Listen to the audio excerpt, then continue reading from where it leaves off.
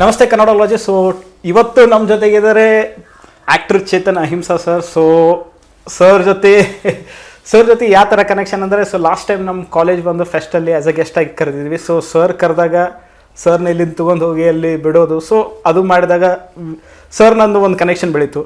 So ಅವಾಗಿಂದ I am in touch with sir. So ಸರ್ದು ಏನೇ ಪೋಸ್ಟ್ ಹಾಕ್ತಾರೆ, ಏನೇ ಮಾಡ್ತಾರೆ ಲೈಕ್ ಮಾಡೋದು, ಸರ್ ಜೊತೆ ಕನೆಕ್ಷನಲ್ಲಿದ್ದೀನಿ. ಸೊ ಸರ್ ನಮಸ್ತೆ, ವೆಲ್ಕಮ್ ಟು ಕನ್ನಡಾಲಜಿ. ನಮಸ್ಕಾರ ಸಮರ್ಥಮ್ಮ, Kannadology, happy to be here. Sir first will start with your birth sir. Sir ನೀವು US ಅಲ್ಲೇ ಹುಟ್ಟಿದಿರಂದ್ರೆ, ಸೊ ಅದು ಯಾವ ಥರ ಸರ್ ಸ್ಟಾರ್ಟಿಂಗಿಂದ ಹೆಂಗೆ ಬಂದ್ರಿ? ಸೊ ಅಬೌಟ್ ಯುವರ್ ಬರ್ತ್. ಸಮರ್ಥ ಗೆಳೆಯ, ನಾನು ಹುಟ್ಟಿದ್ದು, ಬೆಳೆದಿದ್ದು, ಓದಿದ್ದು 23 ವರ್ಷ ಇದ್ದಿದ್ದು US ಹೆಚ್ಚು 18 ವರ್ಷ ಶಿಕಾಗೋನಲ್ಲಿ, 4 ವರ್ಷ ನ್ಯೂಯಾರ್ಕ್ ಹತ್ರ ನ್ಯೂ ಹೇವನ್ ಅಂತ ಯೇಲ್ ಯೂನಿವರ್ಸಿಟಿಲಿ ಓದಿದ್ದು. ಹುಟ್ಟಿದ್ದು ನಾನು ಅಮೇರಿಕಾದಲ್ಲೇ. ನಮ್ಮ ಹುಟ್ಟು ಅನ್ನೋದು ಯಾರು ಕೂಡ ಅದನ್ನು ಯಾವ ಧರ್ಮ ಕೊಡ್ತೀವಿ, ಯಾವ ಜಾತಿ ಕೊಡ್ತೀವಿ, ಯಾವ ಊರು ಕೊಡ್ತೀವಿ, ಯಾವ ಮಾತೃಭಾಷೆ ಕೊಡ್ತೀವಿ, ಇದು ಯಾವುದು ನಮ್ಮ ಆಯ್ಕೆ ಆಗಲ್ಲ. ಸೊ ನಾನು ನಮ್ಮ ಪ್ರಕಾರ ಹುಟ್ಟಿದ ಮೇಲೆ ಏನು ಮಾಡ್ತೀವಿ ಅದು ನಮ್ಮತನ. ಸೊ ನಾನು ಹುಟ್ಟಿದ್ದು ಅಮೇರಿಕಾ ಶಿಕಾಗೋನಲ್ಲೇ ಸ್ಕೂಲ್ಗೆ ಹೋಗ್ತಾ ಇದ್ದೆ. ಅಲ್ಲೂ ಕೂಡ ನಮಗೆ ಏನೇ ಒಂದು ಅಮೇರಿಕಾದಲ್ಲಿ ಇದ್ದರು, ಅಮೇರಿಕನ್ ಸಂಸ್ಕೃತಿ, ಅಮೇರಿಕ ಸ್ಕೂಲ್ಗಳು, ಅಮೇರಿಕ ವಿಚಾರಗಳು, ನಾನೇ ಅಮೇರಿಕನ್ ಆಗಿದ್ರೂ ಬೈ ಬರ್ತು ಕರ್ನಾಟಕಕ್ಕೆ ಬರ್ತಾನೆ ಇದ್ವಿ. ಕನ್ನಡ ಅನ್ನೋದು ನನ್ನ ಮನೇಲಿ ನಾವು ಅದಕ್ಕೆ ಭಾಳ ಒತ್ತು ಕೊಡ್ತಾಯಿದ್ರು. ತಂದೆ ತಾಯಿ ಸಾಹಿತ್ಯ, ಇತಿಹಾಸ ಇದನ್ನು ಓದ್ತಾಯಿದ್ವಿ. ಸಾಂಸ್ಕೃತಿಕ, ಜಾನಪದ ಸಂಸ್ಕೃತಿ, ಈ ರೀತಿ ಎಲ್ಲ ಒಂದು ಬೇರೆ ಬೇರೆ ಸಿನಿಮಾ ಪ್ರಪಂಚನೂ, ಬೇರೆ ಬೇರೆ ಏಕಪಾತ್ರ ಅಭಿನಯ, ಹಿರಣ್ಯಕಶಿಪು, ಪ್ರಹ್ಲಾದ, ಬಬ್ರುವಾಹನ, ಈ ಥರದ್ದೆಲ್ಲ, ಕರ್ಣಕುಂತಿ, ಈ ಥರ ಚಿಕ್ಕ ವಯಸ್ಸಿಂದನೂ ಮಾಡ್ತಾಯಿದ್ದೆ.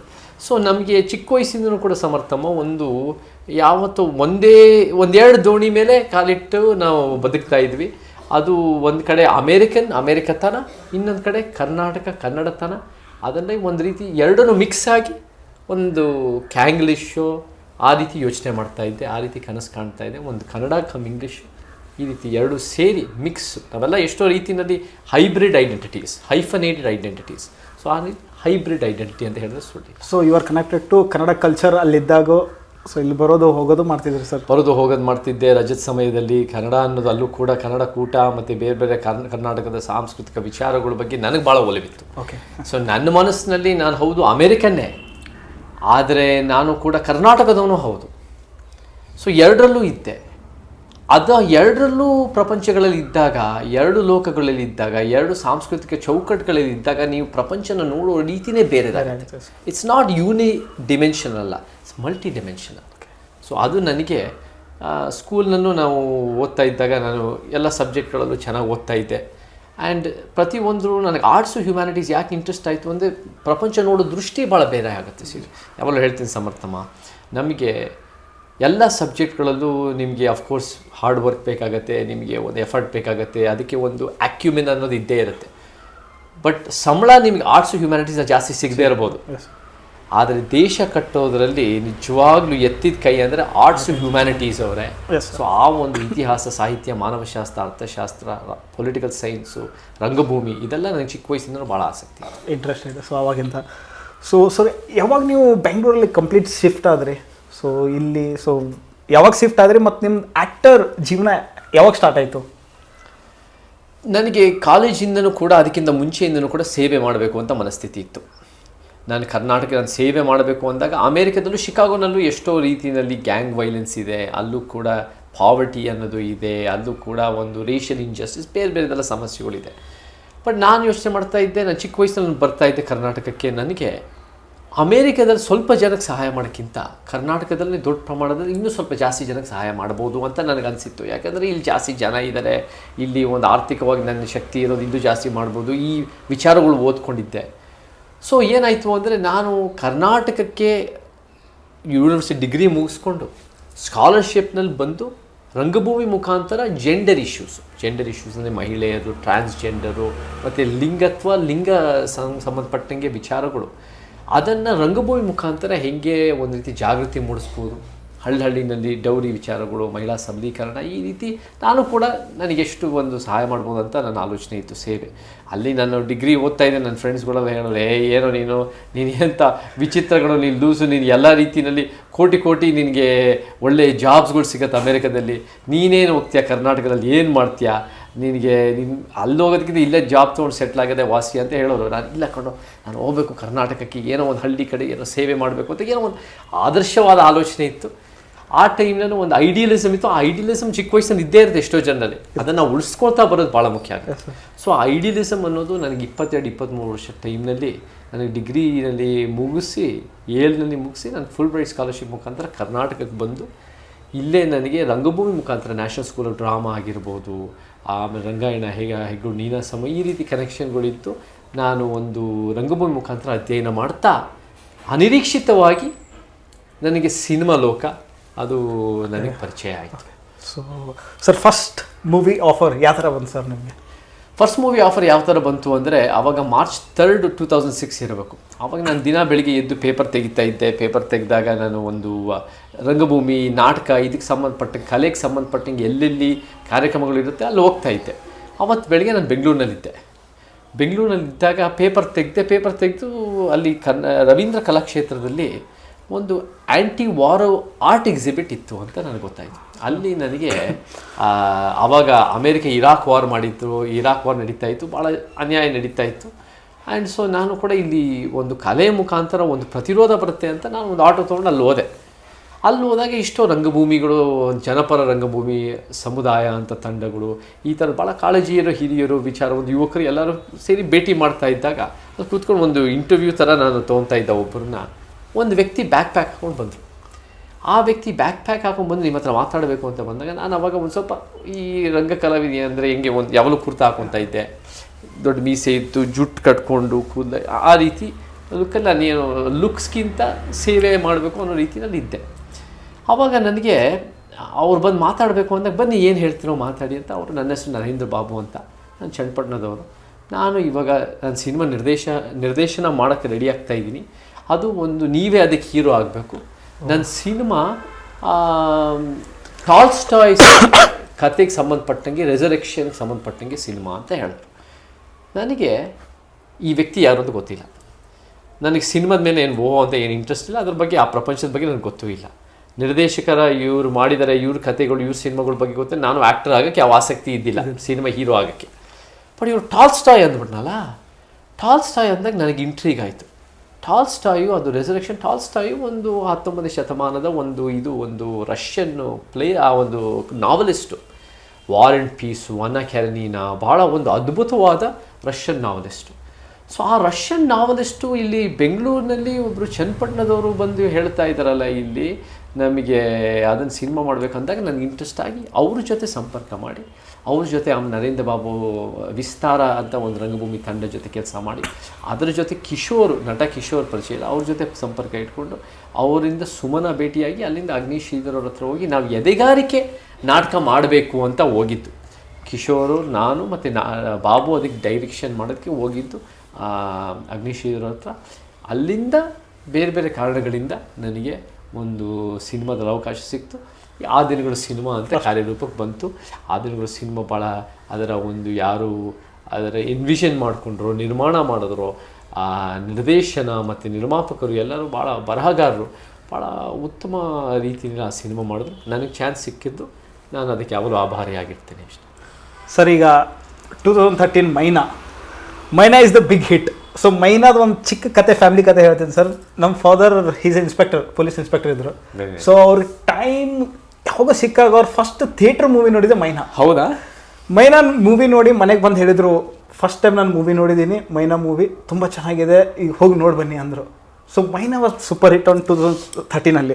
ಸೊ ಅದು ಯಾವ ಥರ ಸರ್ ನಿಮಗೆ? ಅದು ಆ್ಯಕ್ಚುಲಿ ಒಂದು ಇಂಟ್ರೆಸ್ಟಿಂಗ್ ಪಾಯಿಂಟ್ ಹೇಳ್ತೀರಾ. ನಿಮ್ಮ ತಂದೆಯವ್ರ ಬಗ್ಗೆ ಹೇಳಿದ್ದಲ್ವಾ? ನನ್ನ ತಂದೆಯವ್ರ ಬಗ್ಗೆ ಇವತ್ತು ನನ್ನ ತಂದೆಯವ್ರ ಹುಡ್ತಬ್ಬ. ನಮ್ಮ ತಂದೆಯವ್ರ ಬಗ್ಗೆ ಅದಕ್ಕೆ ಸಂಬಂಧಪಟ್ಟಿಗೆ ಇಂಟ್ರೆಸ್ಟ್ ನಮ್ಗೆ ಯಾವಾಗಲೂ ವಿರೋಧ ಇತ್ತು ನಮ್ಮ ಫ್ಯಾಮಿಲಿನಲ್ಲಿ ಸಿನಿಮಾ ಮಾಡೋದು. ನಾನು ಯಾಕೆಂದರೆ ಇಷ್ಟೊಂದೆಲ್ಲ ಓದಿದ್ಯಾ, ಇಷ್ಟೊಂದೆಲ್ಲ ವಿಚಾರ ಪ್ರಪಂಚ ನೋಡಿದ್ಯಾ, ನಾವೆಲ್ಲ ಹೇಳ್ಕೊಟ್ಟಿದ್ದೀವಿ, ನೀ ಸಿನಿಮಾ ಮಾಡಿದ್ವಿ, ನಮ್ಗೆ ಅದ್ರ ಬಗ್ಗೆ ಏನೂ ಗೊತ್ತಿಲ್ಲ, ಅದು ಒಂದು ಸೀಮಿತವಾದ ಒಂದು ವ್ಯಾಪಾರದ ರಂಗ ಅಂತ ಒಂದಿತ್ತು. ಬಟ್ ಯಾವಾಗ 2013 ಮೈನಾ ನಮ್ಮ ತಂದೆ ಹೋಗಿ ನೋಡ್ಕೊಂಬಂದರು, 1-2 ವಾರ ಆದಮೇಲೆ ಅವ್ರು ಬಂದು ಹೇಳಿದ್ರು. ಅದಕ್ಕಿಂತ ಮುಂಚೆ ಭಾಳ ವಿರೋಧ ಇತ್ತು. 7-8 ವರ್ಷ ಮನೇಲಿ ಸ್ವಲ್ಪ ಸಮಸ್ಯೆಗಳಾಗ್ತಾಯಿತ್ತು, ನೀನು ಸಿನಿಮಾ ಏನೇನೋ ನೀನು ಲೈಫೇ ವೇಸ್ಟ್ ಮಾಡ್ತಾ ಇದೆಯಾ ಅಂತ ಹೇಳೋರು. ಮೈನಾ ನೋಡ್ಕೊಂಬಂದು ಏನು ಹೇಳಿದ್ರು ಅಂದರೆ, ನೋಡು ಚೇತನ್ ನೀನೇನಾದ್ರು ಸಿನಿಮಾ ರಂಗದಲ್ಲಿ ಮುಂದುವರಿತೀಯಾ ಆದರೆ ಯೋಚನೆ ಮಾಡು ಅಂತ ಒಂದು ಮಾತು ಹೇಳೋದು. ಆ ಟೈಮ್ನಲ್ಲೇ ಅದಕ್ಕಿಂತ ಮುಂಚೆಯಿಂದನೇ ನನಗೆ ಈ ಸಿನಿಮಾಗಿಂತ ನನ್ನ ಜನಸೇವೆಗೆ ಬಂದಿರೋದು, ಅದನ್ನೇ ಮುಂದುವರಿಸೋಣ ಅಂತ ನಾನು ಆಗಲೇ ಇಲ್ಲಿ ಶಿಫ್ಟ್ ಆಗ್ತಾ ಇದ್ದೆ. ಸೊ ಅಲ್ಲಿ ಕರೆಕ್ಟಾಗಿ ಒಂಥರ ನಿಮ್ಮ ತಂದೆದು ನಮ್ಮ ತಂದೆ ಒಂಥರ ಅಟ್ಯಾಚ್ ಆಯ್ತು ಸರ್ ಅಲ್ಲಿ.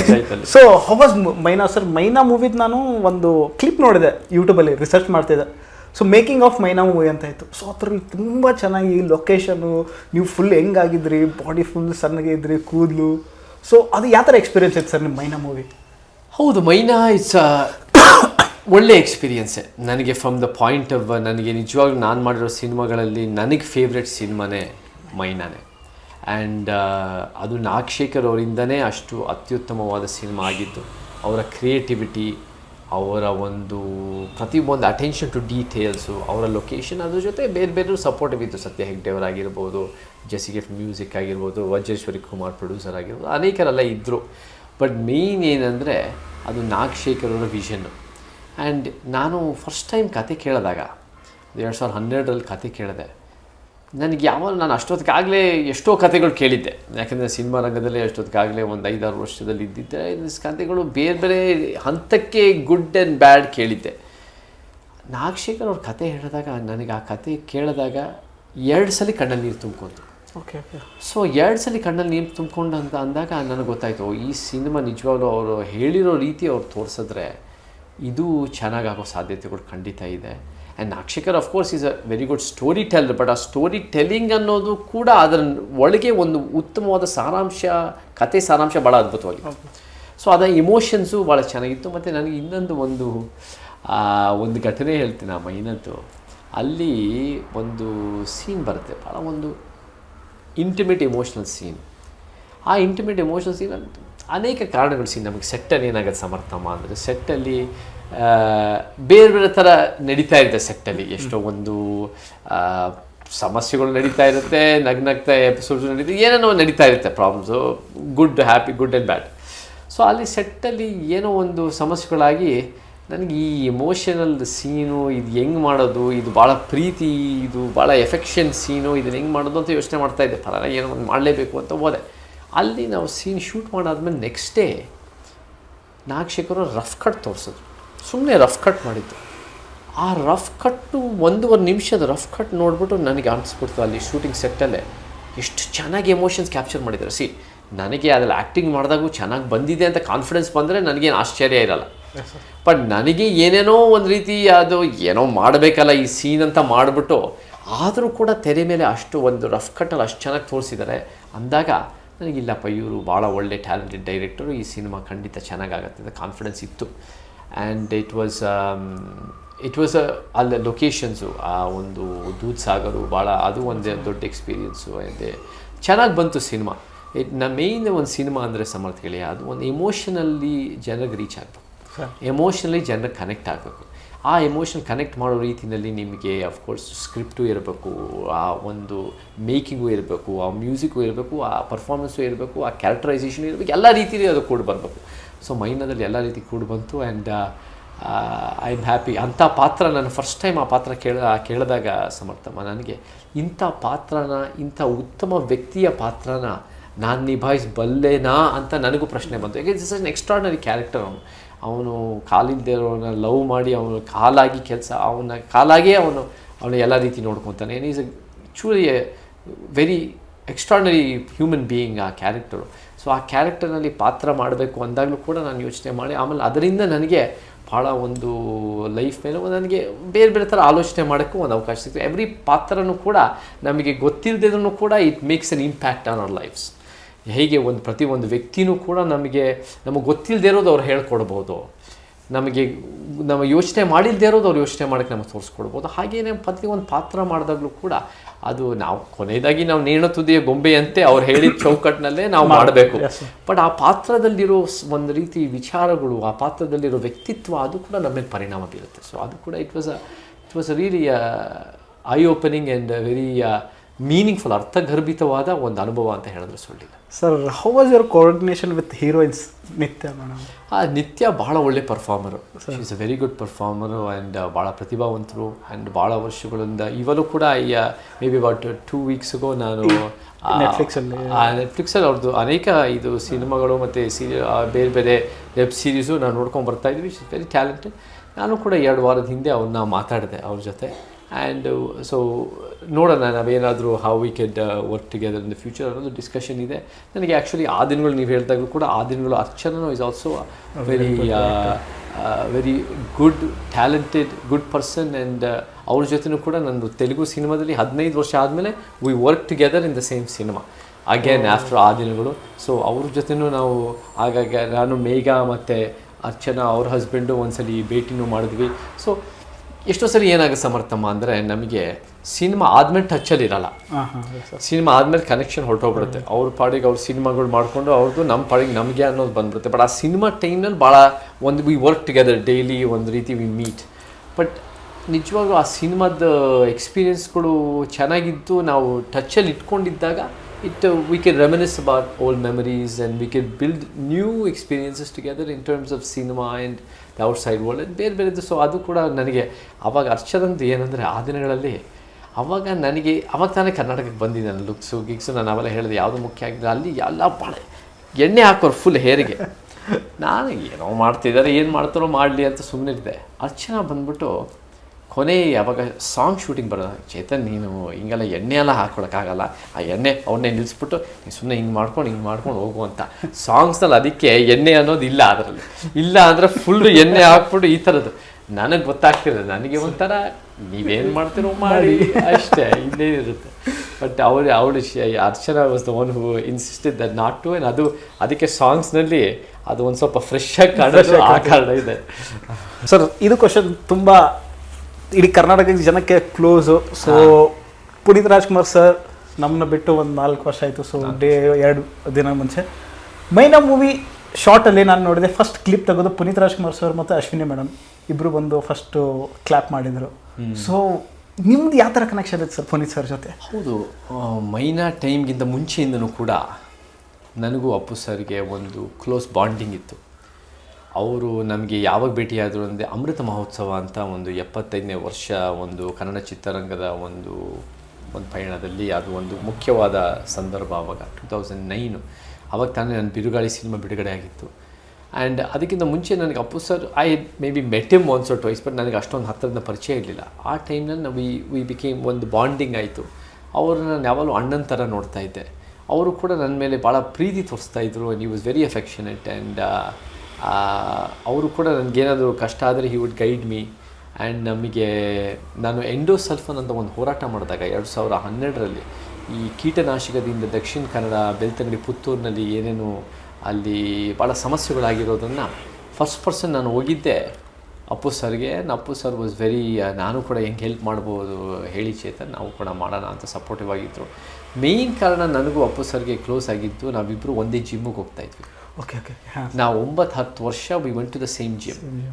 ಸೊ ಅದು ಜಿಮ್ಮಿಗೆ ಹೋದಾಗ ಏನಾಗುತ್ತೆ ಅಂದರೆ ಅದು ಸಂಜೆ ಹೊತ್ತು ನಮಗೆ ಭೇಟಿ ಆದಾಗ we would get a chance to talk about different things. ನಾವು ಕೂಡ ಟ್ರೆಡ್ಮಿಲ್ನ ನಾನು ಓಡ್ತಾ ಇದ್ದೆ, ಅವರು ಓಡ್ತಾ ನಾವು ಮಾತಾಡ್ತಾ ಇದ್ವಿ. ವಾಕ್ ಮಾಡಿದಾಗೂ ಮಾತಾಡ್ತಾ ಇದ್ವಿ, ವೆಯ್ಟ್ ಲಿಫ್ಟಿಂಗ್ ಮಾಡಿದಾಗೂ ಸಂಪರ್ಕ ಇತ್ತು. So it was a very close bonding. And ನಾನು ಕೂಡ ಎಷ್ಟೋ ಅವ್ರನ್ನ 2009ಇಂದ ಕ್ಲೋಸ್ ಆಗಿ ನೋಡಿರೋದ್ರಿಂದ ಅಪ್ ಟು 2021ವರೆಗೂ I saw a very strong evolution in him as well as ಬಹುಶಃ ಅವರು ನನ್ನಲ್ಲೂ ನೋಡಿರಬಹುದು. ಸೊ ನಮಗೆ we see it in each other. Ashwini madam Appu sir ನಮ್ಮ ಮದುವೆಗೂ ಬಂದಿದ್ದರು 2020ರಲ್ಲಿ, ಆ್ಯಂಡ್ ನಂದು ಮೇಘದ ಮದುವೆಗೆ. And he was always a source of support. And ನನ್ನ ಚೇತನ್ಗೆ ಏನಾದರೂ ಒಳ್ಳೆಯದಾಗೋದು ರೀತಿಯಲ್ಲೇ ಅವರು ಪ್ರಯತ್ನ ಪಡ್ತಾಯಿದ್ರು ಅನ್ನೋ ಒಂದು ಕೈಂಡ್ ಹಾರ್ಟೆಡ್ನೆಸ್ ಇತ್ತು. ಆ್ಯಂಡ್ ಅದನ್ನು ನಾವು ಯಾವತ್ತೂ ಮರೆಯಲ್ಲ, ಖಂಡಿತ ಮರೆಯಲ್ಲ. ನೈಸ್. ಅಪ್ಪು ಸರ್ದು ಕೇಳಿ ಒಂದು ಟೈಮ್ ರೋಮಾಂಚ ಆಯ್ತು ಸರ್. ಸರ್, ಇವಾಗ what you feel about the Kannada film industry? So how it is going on? ಇವಾಗ ಯಾವ ಥರ ಇದೆ? ಮೊದಲು ಯಾವ ಥರ ಇತ್ತು, ಈಗ ಯಾವ ಥರ ಇದೆ, ಮುಂದೆ ಯಾವ ಥರ ಇರಬೇಕು? ಮೊದಲು ಅಂದರೆ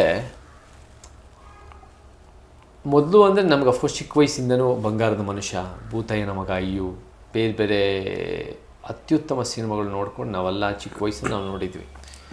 ಅವೆಲ್ಲ ನಮ್ಮೆಲ್ಲರಿಗೂ ಭಾಳ ಇನ್ಸ್ಪೈರ್ ಆಗಿತ್ತು. ಸಿದ್ಧಲಿಂಗಯ್ಯ ಡೈರೆಕ್ಟರ್ ಆಗಿರ್ಬೋದು, ಅನೇಕರು ಭಾಳ ಎಕ್ಸ್ಟ್ರಾರ್ಡಿನರಿ ಡೈರೆಕ್ಟರ್ಸು, ನಟ ನಟಿಯರು, ಟೆಕ್ನಿಷಿಯನ್ಸು ಇದ್ದರು. ನನಗೆ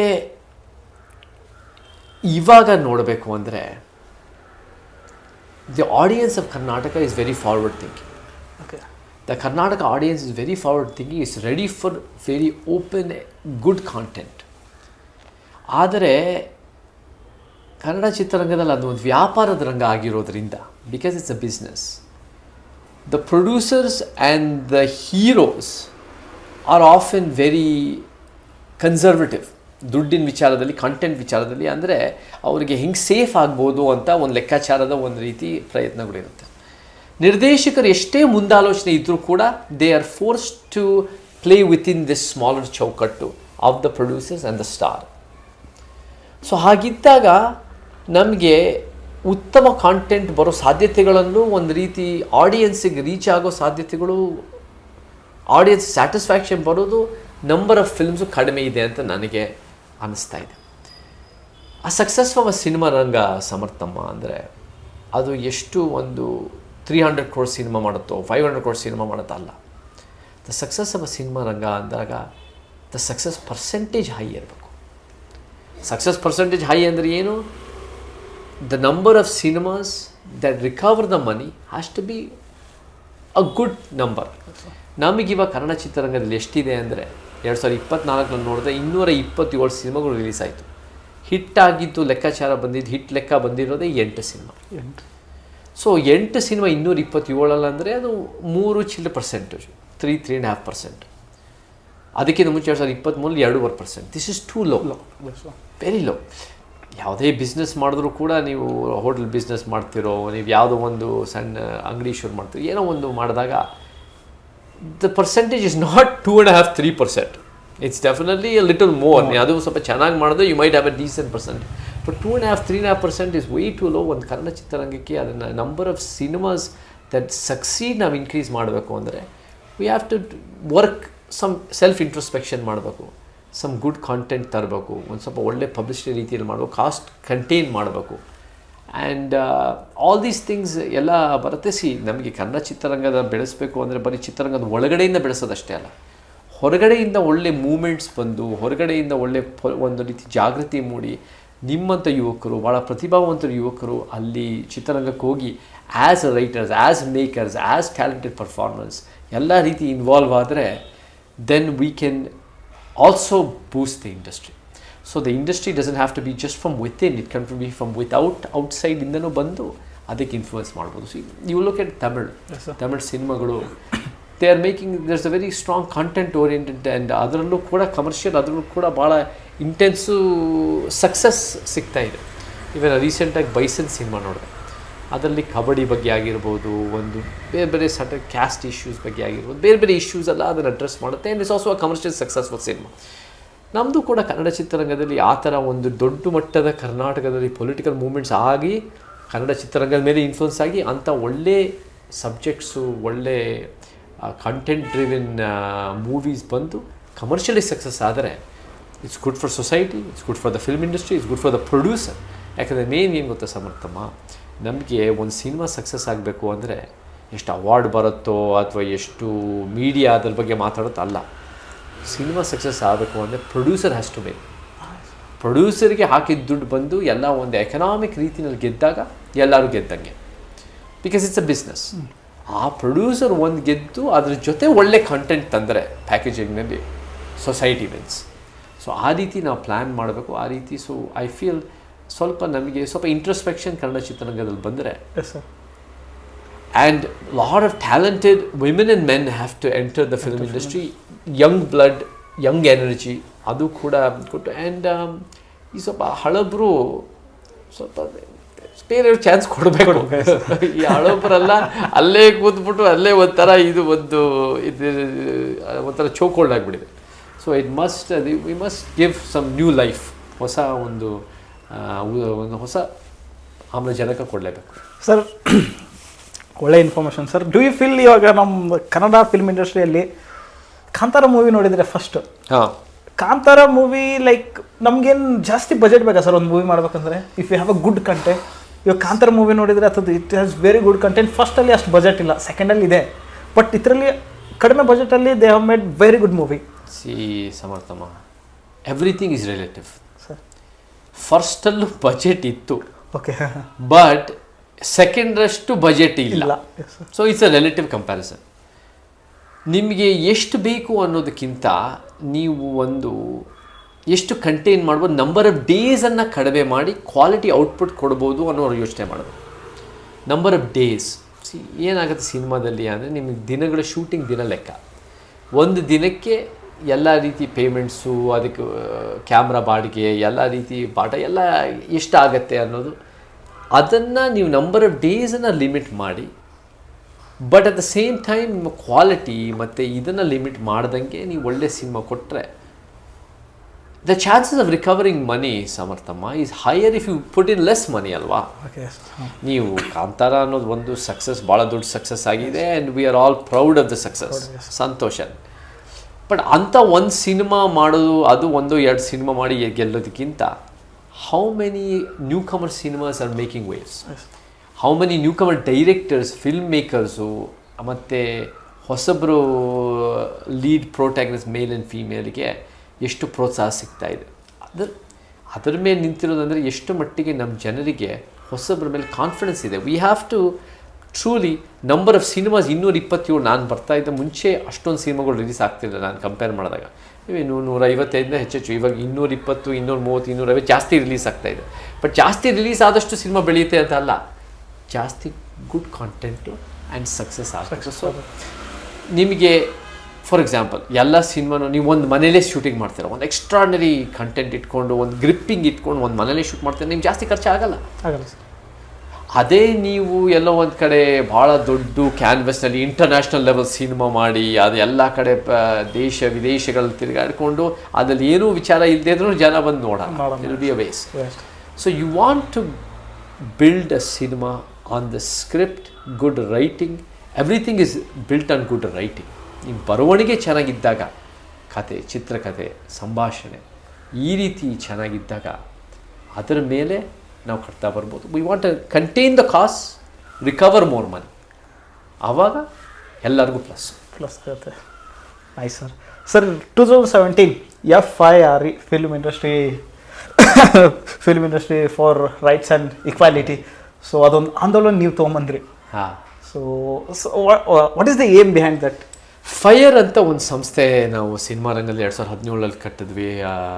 ನಾನೇ ಅದಕ್ಕೆ ಫೌಂಡರು, ಮತ್ತು ಭಾಳ ಜನ ಕನ್ನಡ ಚಿತ್ರರಂಗದಲ್ಲಿ ಅನೇಕ ವರ್ಷಗಳಿಂದ ಕೊಡುಗೆ ಕೊಟ್ಟಿರೋಲ್ಲ ಸೇರಿ, ಸಮಾನ ಮನಸ್ಕರು ಸೇರಿ ನಾವು ಫೈರ್ ಅಂತ ಒಂದು 3 Ws ನಮ್ಮ ಉದ್ದೇಶ: women, writers and workers. These we feel, ನಮ್ಗನ್ಸಿರೋ ಪ್ರಕಾರ ಈ 3 groups have been marginalized in the cinema ರಂಗ. ಈ 3 ಗ್ರೂಪ್ಸ್ಗಳಿಗೆ ನಾವು ಒಂದು ಸ್ವಲ್ಪ ಜಾಸ್ತಿ ಬೆನಿಫಿಟ್ಸ್ ಕೊಟ್ಟರೆ ಇಂಡಸ್ಟ್ರಿಗೆ ಭಾಳ ಒಳ್ಳೆಯದು. ಯಾಕಂದರೆ ನಮಗೇನಾಗುತ್ತೆ ಅಂದರೆ, ನಮಗೆ ಬೇರೆ ಬೇರೆ ಸಿನಿಮಾ ರಂಗದ ವಿಭಾಗಗಳಿದ್ದಾವೆ. Producers association, film chamber, writers, artist association, directors association ಅವೆಲ್ಲ ಇದ್ದಾವೆ. ಬಟ್ ವಿಮೆನ್ಗೆ ಅನ್ನೋ ರೀತಿಯಲ್ಲಿ ನಾವು ಹೆಂಗೆ ನ್ಯಾಯ ಒದಗಿಸ್ಬೋದು, ರೈಟರ್ಸು ಅನ್ನೋ ಒಂದು ಬರಹಗಾರರ ಬಳಗ ಎಷ್ಟು ಅವಶ್ಯಕತೆ ಇದೆ, ನಾವು ಅದೆಲ್ಲ ಮಾತಾಡ್ತಾ ಇದ್ವಿ.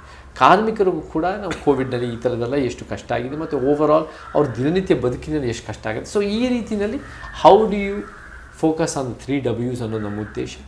ಆ್ಯಂಡ್ ನಾವು ಕೂಡ ಫಸ್ಟು 2017 ಅಂತಾರಾಷ್ಟ್ರೀಯ ಮಟ್ಟದಲ್ಲಾಗಿರ್ಬೋದು, ದೇಶದ ಮಟ್ಟದಲ್ಲಾಗಿರ್ಬೋದು, ಯಾರೂ ಕೂಡ ಒಂದು ಆಂತರಿಕ ದೂರ ಸಮಿತಿ ಅನ್ನೋದನ್ನು ಆಯೋಜನೆ ಮಾಡಿರಲಿಲ್ಲ. ನಾವು ಪಾಶ್ ಆ್ಯಕ್ಟ್ ಅಡಿಯಲ್ಲಿ ಅದನ್ನು ತಂದು ಯಾವುದೇ ಒಂದು ಕಿರುಕುಳಗಳು, ಯಾವುದೇ ಒಂದು ಸಮಸ್ಯೆಗಳನ್ನ ನಾವು ಆಂತರಿಕವಾಗಿ ಬಗೆಹರಿಸಿ ಅದಕ್ಕೆ ಆಗದೆ ನಂಗೆ ನೋಡ್ಕೊಳ್ಳೋದು ನಮ್ಮ ಉದ್ದೇಶ. ಅದಾದಮೇಲೆ 2017 ಅಕ್ಟೋಬರ್ನಲ್ಲಿ ಹಾಲಿವುಡ್ನಲ್ಲಿ ಮೀ ಟೂ ಮೂಮೆಂಟ್ ಆಯಿತು. 2018 ಕರ್ನಾಟಕದಲ್ಲಿ ಮತ್ತು ಹಿಂದಿ ಫಿಲ್ಮ್ ಇಂಡಸ್ಟ್ರಿ ಮತ್ತು ಭಾರತದಲ್ಲಿ ಮೀ ಟೂ ಮೂಮೆಂಟ್ ಆಯಿತು. ಮತ್ತು ಈ ಥರದ್ದು ಆ ಥರ ಹೋಗ್ತಾ ಅದಕ್ಕೂ ವಿರೋಧನೂ ಬಂತು. ಬಟ್ ಹೋಗ್ತಾ ಜಾಗೃತಿಯಾಗಿ 2024 ಕೇರಳದಲ್ಲಿ ಏನು ಹೇಮಾ ಕಮಿಟಿ ರಿಪೋರ್ಟ್ ಮಾಡಿದ್ರು, ನಾವು ಕೂಡ 153 ಜನ ಫೈರ್ ಸಂಸ್ಥೆಯಿಂದ, ನಮಗೂ ಕೂಡ ಕರ್ನಾಟಕಕ್ಕೆ ಒಂದು ಹೇಮಾ ಕಮಿಟಿ ರಿಪೋರ್ಟ್ ಬಂದು ಏನು ಒಂದು ಸಿನಿಮಾ ರಂಗದಲ್ಲಿ ಒಂದು ಹೇಳ್ತೀನಿ ಸಮರ್ಥಮ್ಮ, ನಿಜವಾದ ಸಮಸ್ಯೆ ಅಫ್ಕೋರ್ಸ್ ಆರ್ಥಿಕ ಸಮಸ್ಯೆಗಳು ಇದ್ದೇ ಇರುತ್ತೆ, ಬಟ್ ನಿಜವಾದ ಭಾಳ ಕಷ್ಟ ಆಗೋದು for women and in terms of just a healthy ವಾತಾವರಣ ಫಾರ್ ವಿಮೆನ್ ಅನ್ನೋದು ಸ್ವಲ್ಪ ಕಷ್ಟ ಆಗುತ್ತೆ. ನಾವು ಅದನ್ನು ಸ್ವಲ್ಪ ಅರ್ಥ ಮಾಡ್ಕೊಂಡು ಅದರ ಮೇಲೆ ಬೆಳಕು ಚೆಲ್ಲಿ ಅದನ್ನು ಇಂಪ್ರೂವ್ ಮಾಡಬೇಕು. ಸಮಾಜದಲ್ಲಿ ಸಾವಿರಾರು ಸಮಸ್ಯೆಗಳಿದ್ದಾವೆ, ಅದನ್ನು ಬೆಳಕು ಹಾಕಿ ಅದನ್ನ ಸಮಸ್ಯೆ ಗುರುತಿಸಿ ಅದನ್ನ ಹೆಂಗೆ ಸರಿಪಡಿಸ್ಬೋದು. This is not against any person, ಯಾವ ವ್ಯಕ್ತಿ ಅಲ್ಲ, ಒಬ್ಬರೇ ಬಲಿಪಶು, ಒಬ್ಬರೇ ಪರ್ಪೆಟ್ರೇಟರ್ ಅಂತ ಸಿಂಪ್ಲಿಸ್ಟಿಕ್ ಆಗಿ ನೋಡಲ್ಲ. ಇದು ಒಂದು ವ್ಯವಸ್ಥಿತವಾದ ಸಮಸ್ಯೆಗಳು, ಅವುಗಳನ್ನ ಗುರುತಿಸಿ ಅವುಗಳನ್ನ ಸರಿಪಡಿಸ್ತಾ ಬರಬೇಕು. ಸೊ ಸರ್, ಫಿಲ್ಮ್ ಇಂಡಸ್ಟ್ರಿ ಆಯಿತು. ಸೊ ನಾವು ಟು ದ ಮೇನ್ ಕಂಟೆಂಟ್ ಏನಪ್ಪ ಅಂದರೆ, so you known for strong political opinions in social media. So ಯಾವ ಥರ ಸರ್ ನಿಮ್ಮನ್ನ ಯಾವ ಥರನ ಗುರುತಿಸ್ತೀರ? ಇವಾಗ ನೀವು ಓಪನ್ ಸ್ಪೀಕರ್, ನೀವು ಯಾವ ಥರ ಹೇಳ್ತೀರಾ ಸರ್? ಆ ಥರ ಸಡನ್ನಾಗಿ ಏನೇ ಬಂದರೂ you are open to everything. ಸಮರ್ಥಮ್ಮ, ನಾವು ಹೇಗೆ ನೋಡ್ತೀವಿ ಅಂದರೆ, ಯಾವುದೇ ಒಂದು ಇಶ್ಯೂ ಆಗಿರ್ಬೋದು, ಅದು ನನಗೆ ಹೆಂಗೆ ಅದರಿಂದ ಬೆನಿಫಿಟ್ ಅಂತ ನಾನು ನೋಡಲ್ಲ. ಸಮಾಜಕ್ಕೆ ಒಂದು ಸಮಾಜ ದೃಷ್ಟಿನಲ್ಲಿ ಅದು ಹೇಗೆ ಒಳ್ಳೆಯದು ಅನ್ನೋ ರೀತಿಯಲ್ಲೇ ನೋಡೋದು. ಸೊ ಇವಾಗ ಹೆಂಗೆ ಆಗ್ಬಿಟ್ಟಿದೆ ಸಮಾಜ ಅಂದರೆ, ಯಾರ್ಯಾರು ಮಾತಾಡ್ತಿದ್ದಾರೋ, ಯಾರ್ಯಾರಿಗೆ ಮೀಡಿಯಾ ಪ್ರಮೋಟ್ ಮಾಡ್ತಾ ಇದ್ದಾರೋ, ಯಾವ್ಯಾವ ಮೀಡಿಯಾ ಹೌಸಸ್ಗಳು ಆರ್ ಡೂಯಿಂಗ್ ದ ಪ್ರಮೋಷನ್, ಇವರೆಲ್ಲ ಈ ಪವರ್ ಸ್ಟ್ರಕ್ಚರ್ನಲ್ಲಿ ಆಳುವ ಶಕ್ತಿಗಳು, ಪ್ರಭಾವಿ ಶಕ್ತಿಗಳು ಪರವಾಗೇ ಮಾತಾಡ್ತಾ ಇದ್ದಾರೆ. ನಾವು ಹೇಗೆ ಮಾತಾಡ್ತೀವಿ ಅಂದರೆ, ಜನಸಾಮಾನ್ಯರು, ಬಡವರು, ಶೋಷಿತರು, ಒಂದು ಯಾರಿಗೆ ಒಂದು ರೀತಿ ಈ ವ್ಯವಸ್ಥೆಯಲ್ಲಿ ಧ್ವನಿ ಇಲ್ಲದೇ ಇರೋರಲ್ಲ, ಇರೋ ಧ್ವನಿನ ಧ್ವಂಸ ಮಾಡ್ತಾ ಇದ್ದಾರೆ, ಇರೋ ಧ್ವನಿನ ಮಾತಾಡೋಕ್ಕೆ ಬಿಡ್ತಾ ಇಲ್ವೋ, ಅವ್ರಿಗೆ ಅವಕಾಶಗಳು ಸಿಗ್ತಾ ಇಲ್ವೋ, ಅದಕ್ಕೆ ನಾವು ಕೂಡ ಸೇರಿ, ನಾವೆಲ್ಲರೂ ಸೇರಿ ಅದನ್ನು ಬೂಸ್ಟ್ ಮಾಡೋಣ. ಒಂದು ನಿಜವಾಗ್ಲೂ ಒಂದು ಉತ್ತಮ ಕರ್ನಾಟಕ ಅಂದರೆ, ಒಂದು ಸಂವಿಧಾನಾತ್ಮಕವಾದ ಕರ್ನಾಟಕ ಅಂದರೆ ಏನು? ಒಂದು ಸಮಾಜ. ಸೊ ಆ ಸಮಾಜ ದೃಷ್ಟಿನಲ್ಲಿ ನಮಗೆ ಒಂದೇ ಇಶ್ಯೂ ನಾವು ಅಡ್ರೆಸ್ ಮಾಡೋಕ್ಕಾಗಲ್ಲ. All issues are interconnected. ಅದು ಎಲ್ಲ ಇಶ್ಯೂಸು, ಜಾತಿ, ಲಿಂಗ, ವರ್ಗ, ಭಾಷೆ, ಉದ್ಯೋಗ, ಸಾಂಸ್ಕೃತಿಕ ವಿಚಾರಗಳು, ಶಿಕ್ಷಣ, ಆರೋಗ್ಯ ಮತ್ತು ಸ್ಪೋರ್ಟ್ಸು, ಇದೆಲ್ಲ ಕೂಡ ಒಂದು ಅಸಮಾನತೆಯ ವ್ಯವಸ್ಥೆಯಲ್ಲಿದೆ. ಆ ಅಸಮಾನತೆಯ ಚೌಕಟ್ಟ ವಿರುದ್ಧ ಒಂದು ಸಮಾಜ ಕಟ್ಬೋದು. ಸಮಾಜ ನಮ್ಮ ಉದ್ದೇಶ ಆದಾಗ, what is the enemy? Inequality is the enemy. So ನಮ್ಗೆ ಯಾವ ಜಾತಿಯವ್ರು ನಮ್ಮ ಶತ್ರು ಅಲ್ಲ, ಯಾವ ಭಾಷಿಕರು ನಮ್ಮ ಶತ್ರು ಅಲ್ಲ, ಯಾವ ಧರ್ಮದವ್ರು ನಮ್ಮ ಶತ್ರು ಅಲ್ಲ. ನಮ್ಮ ಶತ್ರು ಇರೋದು ಅಸಮಾನತೆ ಮತ್ತು ಅನ್ಯಾಯದ ವ್ಯವಸ್ಥೆ. ಅದನ್ನು ನಾವೆಲ್ಲರ ಜೊತೆಗೆ ಸೇರಿ ಅದಕ್ಕೆ ಟಕ್ಕರ್ ಕೊಡಬೇಕು ಅನ್ನೋದು ನಮ್ಮ ಉದ್ದೇಶ. ನಿಮ್ಮ ಉದ್ದೇಶ ಸರ್. ಸರ್, ಈಗ ಫಸ್ಟು ನಾನು ನಿಮ್ಮ ಮೀಟ್ ಆಗೋಕ್ಕಿಂತ ಮುಂಚೆ ನಿಮ್ಮ ಬಗ್ಗೆ ನಾನು ಕೇಳಿದೆ ಆಚೆ, ಬಟ್ ದೇರ್ ಪರ್ಸ್ಪೆಕ್ಟಿವ್ ಅವ್ರ ಒಪಿನಿಯನ್ ಬೇರೆ ಇತ್ತು. ಬಟ್ ಒನ್ಸ್ ನಾನು ನಿಮ್ಮನ್ನು ಮೀಟ್ ಆದೆ, ನಿಮ್ಮ ಐಡಿಯಾಲಜಿ ನೀವು ಯಾವ ಥರ ಥಿಂಕ್ ಮಾಡ್ತಾರೆ ಅದು ನೋಡಿ, ಲೈಕ್ ನನಗೇನು ಆ ಥರ ಏನು ಡಿಫ್ರೆನ್ಷಿಯೇಟ್ ಅನಿಸ್ಲಿಲ್ಲ. ಬಟ್ ರೀಸೆಂಟಾಗಿ ಲೈಕ್ ನಿಮ್ಮದೊಂದು 2023 ಒಂದು ಟ್ವೀಟ್ ಹಾಕಿದರೆ, Hindutva is built on lies. So are you anti Hindu or ನಿಮ್ಮದು ಏನಂತ ನೀವು ಒಪಿನಿಯನ್ ಏನು ಕೊಡ್ಬೇಕಂತ ಸರ್ ಇದ್ರ ಮೇಲೆ? ನಮಗೆ ಈ ಪದ ಇರುತ್ತಲ್ಲ, ಈ ಹಿಂದೂ ಅನ್ನೋ ಪದ, ಈ ಹಿಂದೂ ಅನ್ನೋ ಪದ ಅನ್ನೋದು ಒಂದೊಂದು ಕಾಂಟೆಕ್ಸ್ನಲ್ಲಿ ಒಂದೊಂದು ಥರ ಅದನ್ನು ನೋಡಬೇಕು ಸರ್. ನಾವು ಅದನ್ನು ಎಲ್ಲದಕ್ಕೂ ಒಂದು ರೀತಿ ಅಪ್ಲೈ ಮಾಡೋಕ್ಕಾಗಲ್ಲ. ಫಾರ್ ಎಕ್ಸಾಂಪಲ್, ಹಿಂದೂಸ್ತಾನಿನ ಚೌಕಟ್ಟು ಅಂದಾಗ ಅದು ಒಂದು 2,500 ವರ್ಷಗಳಿಂದ ಒಂದು ಸಿಂಧೂ ನದಿಯಿಂದ ಬಂದಿರೋ ಆ ಕಡೆ ಭಾಗದಲ್ಲಿ ಬದುಕಿರೋ ಭೌಗೋಳಿಕವಾದ ಒಂದು ಪ್ರಾದೇಶಿಕವಾದ it is a recognition. So everybody in the, you can say everybody in the Indian Hindustan subcontinent, ನಾವೆಲ್ಲ ಹಿಂದೂಗಳೇ ನಾವು ರೀತಿಯಲ್ಲಿ ಆ ರೀತಿಯೂ ಫ್ರಮ್ ಅ ಜಿಯೋಗ್ರಾಫಿಕಲ್ ಪರ್ಸ್ಪೆಕ್ಟಿವ್. ನೀವು ಹಿಂದೂ ಧರ್ಮ ಅಂದಾಗ ಅದು ಒಂದು ವೈದಿಕ ಧರ್ಮ, 3,000 ವರ್ಷದಿಂದ ಅದು ಒಂದು ವರ್ಣಾಶ್ರಮ ಚಾತುರ್ವರ್ಣ ಧರ್ಮ ಅಂತೀವಿ, ಅದು ಒಂದು ಸನಾತನ ಧರ್ಮ, ಅದು ಒಂದು it is a religious paradigm built on the Vedas, Upanishads, ಈ ಬೇಸಿಸ್ಸು. ನೀವು ಹಿಂದೂ ರಾಷ್ಟ್ರ ಅಂದಾಗ ಅದು ಬೇರೆ. Hindu Rashtra is a Hindutva ideology which is a 100-year-old ideology promoted by promulgated by Savarkar and the RSS. And ಅದು ಏನಂದರೆ, ಹಿಂದುತ್ವ ಅನ್ನೋದು ಅದು ಒಂದು 100 year socio cultural political moment.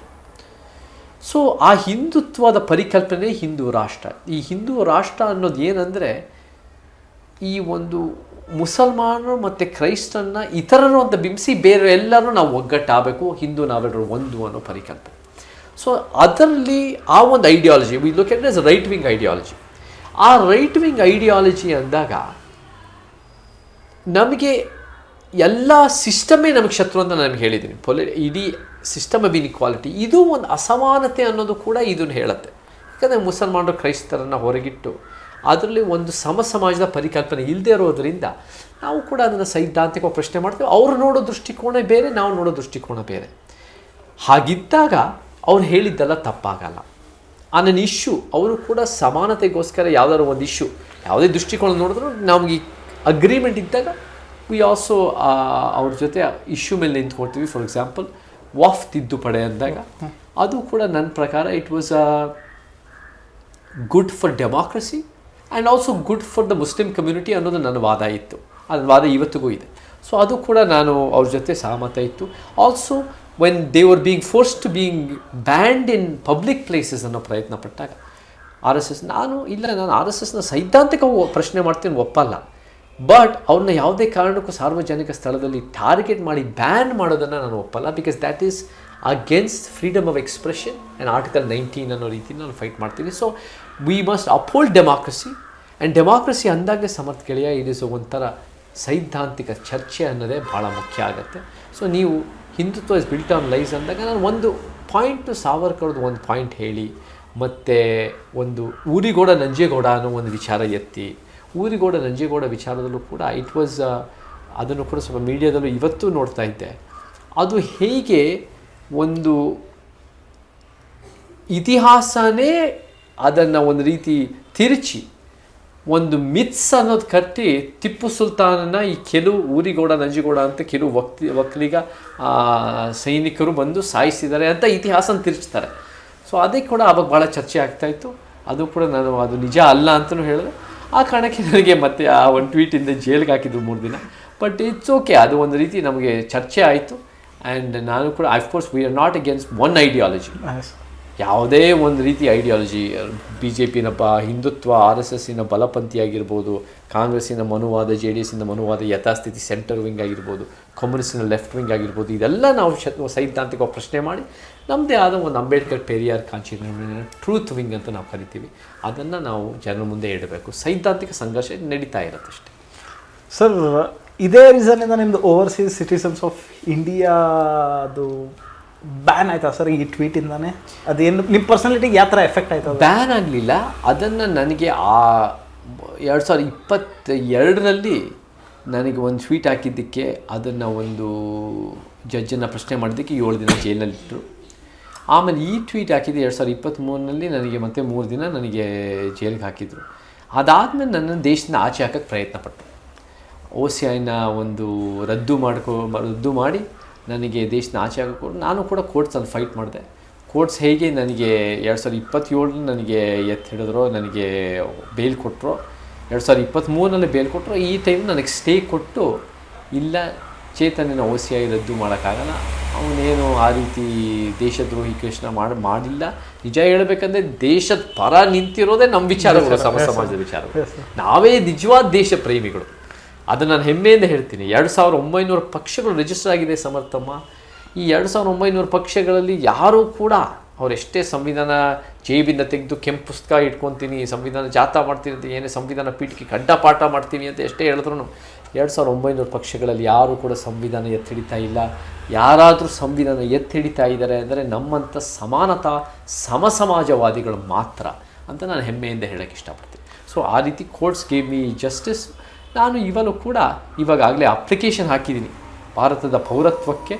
ಅದು ಕೂಡ ನನಗೆ ಈ ಕಾಂಗ್ರೆಸ್ನವರಾಗಿರ್ಬೋದು, BJPಯವರಾಗಿರ್ಬೋದು, ಹೋಮ್ ಮಿನಿಸ್ಟರ್ಗಳಾಗಿರ್ಬೋದು, ಯಾರೇ ಇರ್ಬೋದು, ಅವ್ರು ನನಗೆ ಭಾರತದ ಜೀವಪೂರ ಕರ್ನಾಟಕದಲ್ಲಿ ಇದ್ದು ಸೇವೆ ಮಾಡೋಕ್ಕೆ ಅವಕಾಶ ಮಾಡಿಕೊಡ್ತಾರೆ ಅನ್ನೋ ನಂಬಿಕೆ ನನಗೆ ಖಂಡಿತ ಇದೆ.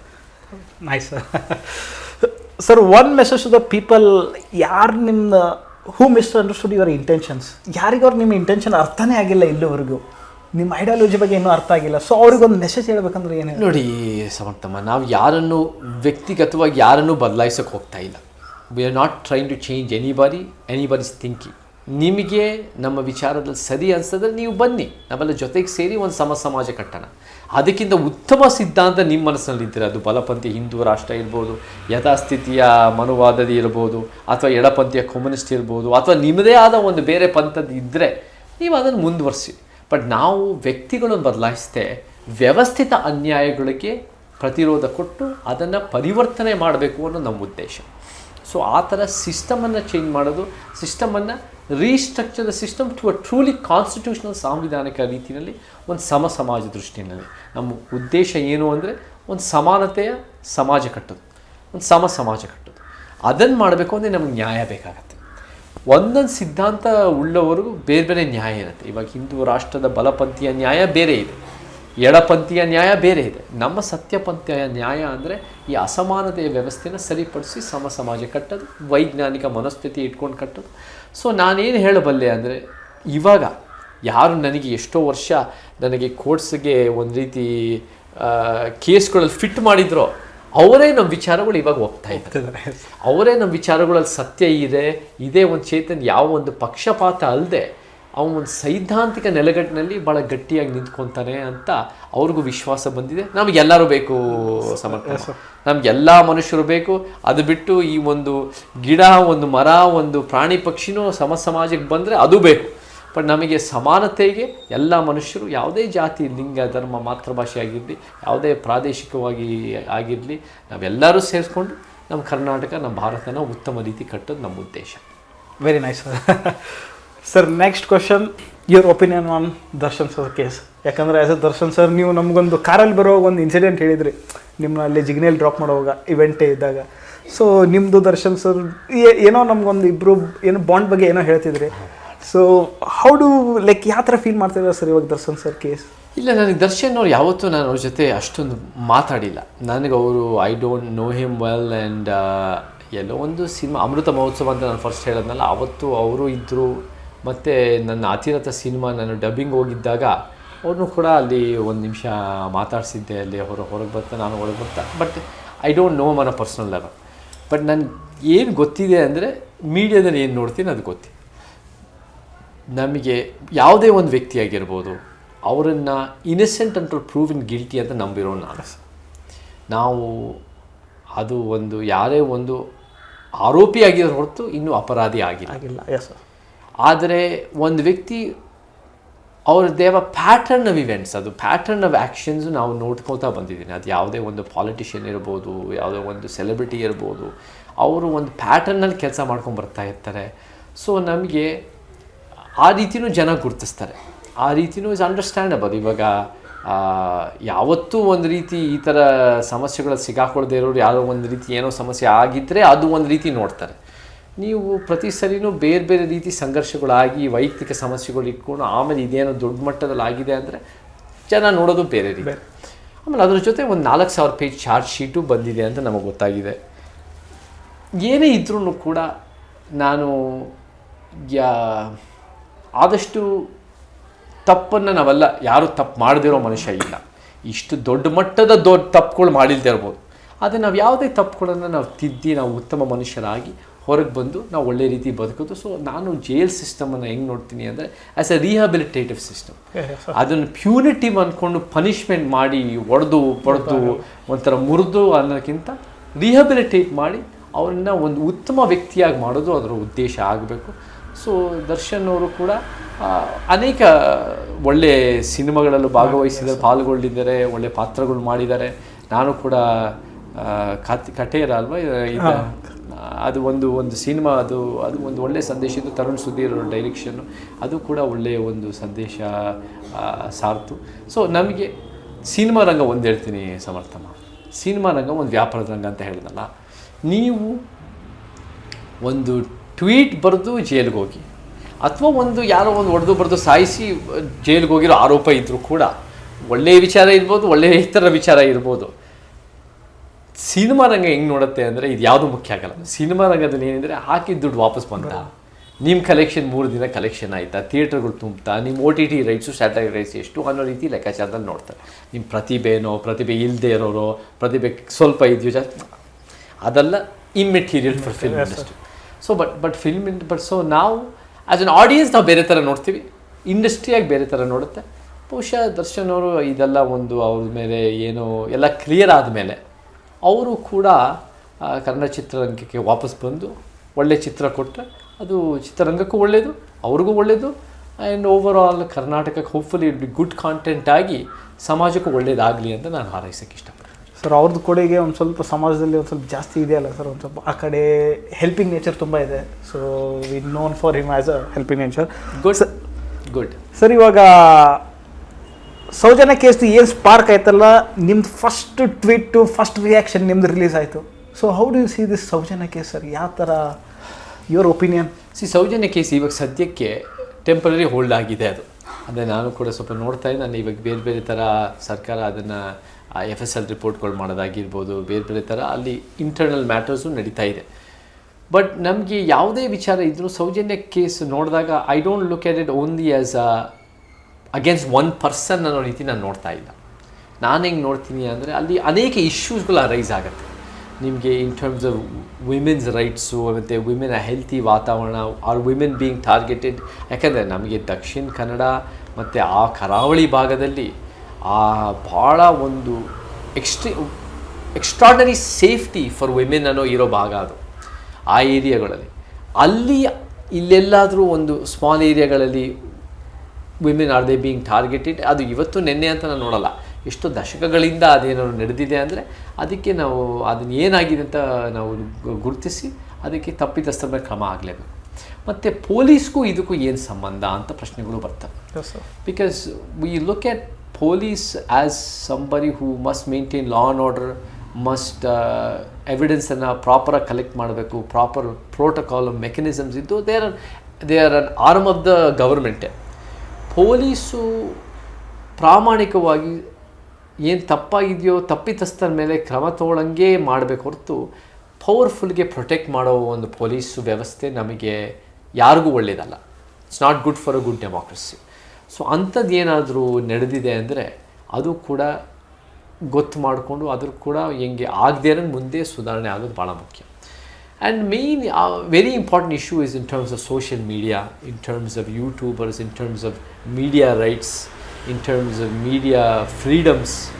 ಅದು ಕೂಡ ಆರ್ಟಿಕಲ್ 19 ಇವೆಲ್ಲ ಭಾಳ ಮುಖ್ಯ ಆಗುತ್ತೆ. ಯಾಕಂದರೆ ನಂದು ಕೂಡ ಅದರಲ್ಲಿ ಆ ಒಂದು ಸೌಜನ್ಯ ಪ್ರಕರಣದ ವಿಚಾರಕ್ಕೆ ಸಂಬಂಧಪಟ್ಟಂಗೆ, ಸೌಜನ್ಯ ಅನ್ನೋಕ್ಕಿಂತ ಧರ್ಮಸ್ಥಳ ವಿಚಾರಕ್ಕೆ ಸಂಬಂಧಪಟ್ಟಂಗೆ ನಂದು ಕೂಡ ನನ್ನ ಹೆಸರು ಅದು ಒಂದು ಕೋರ್ಟಿಗೆ ಸೇರಿಸಿ ಒಂದು ಗ್ಯಾಗ್ ಮಾಡೋಕ್ಕೆ ಪ್ರಯತ್ನ ಪಟ್ಟಿದ್ರು.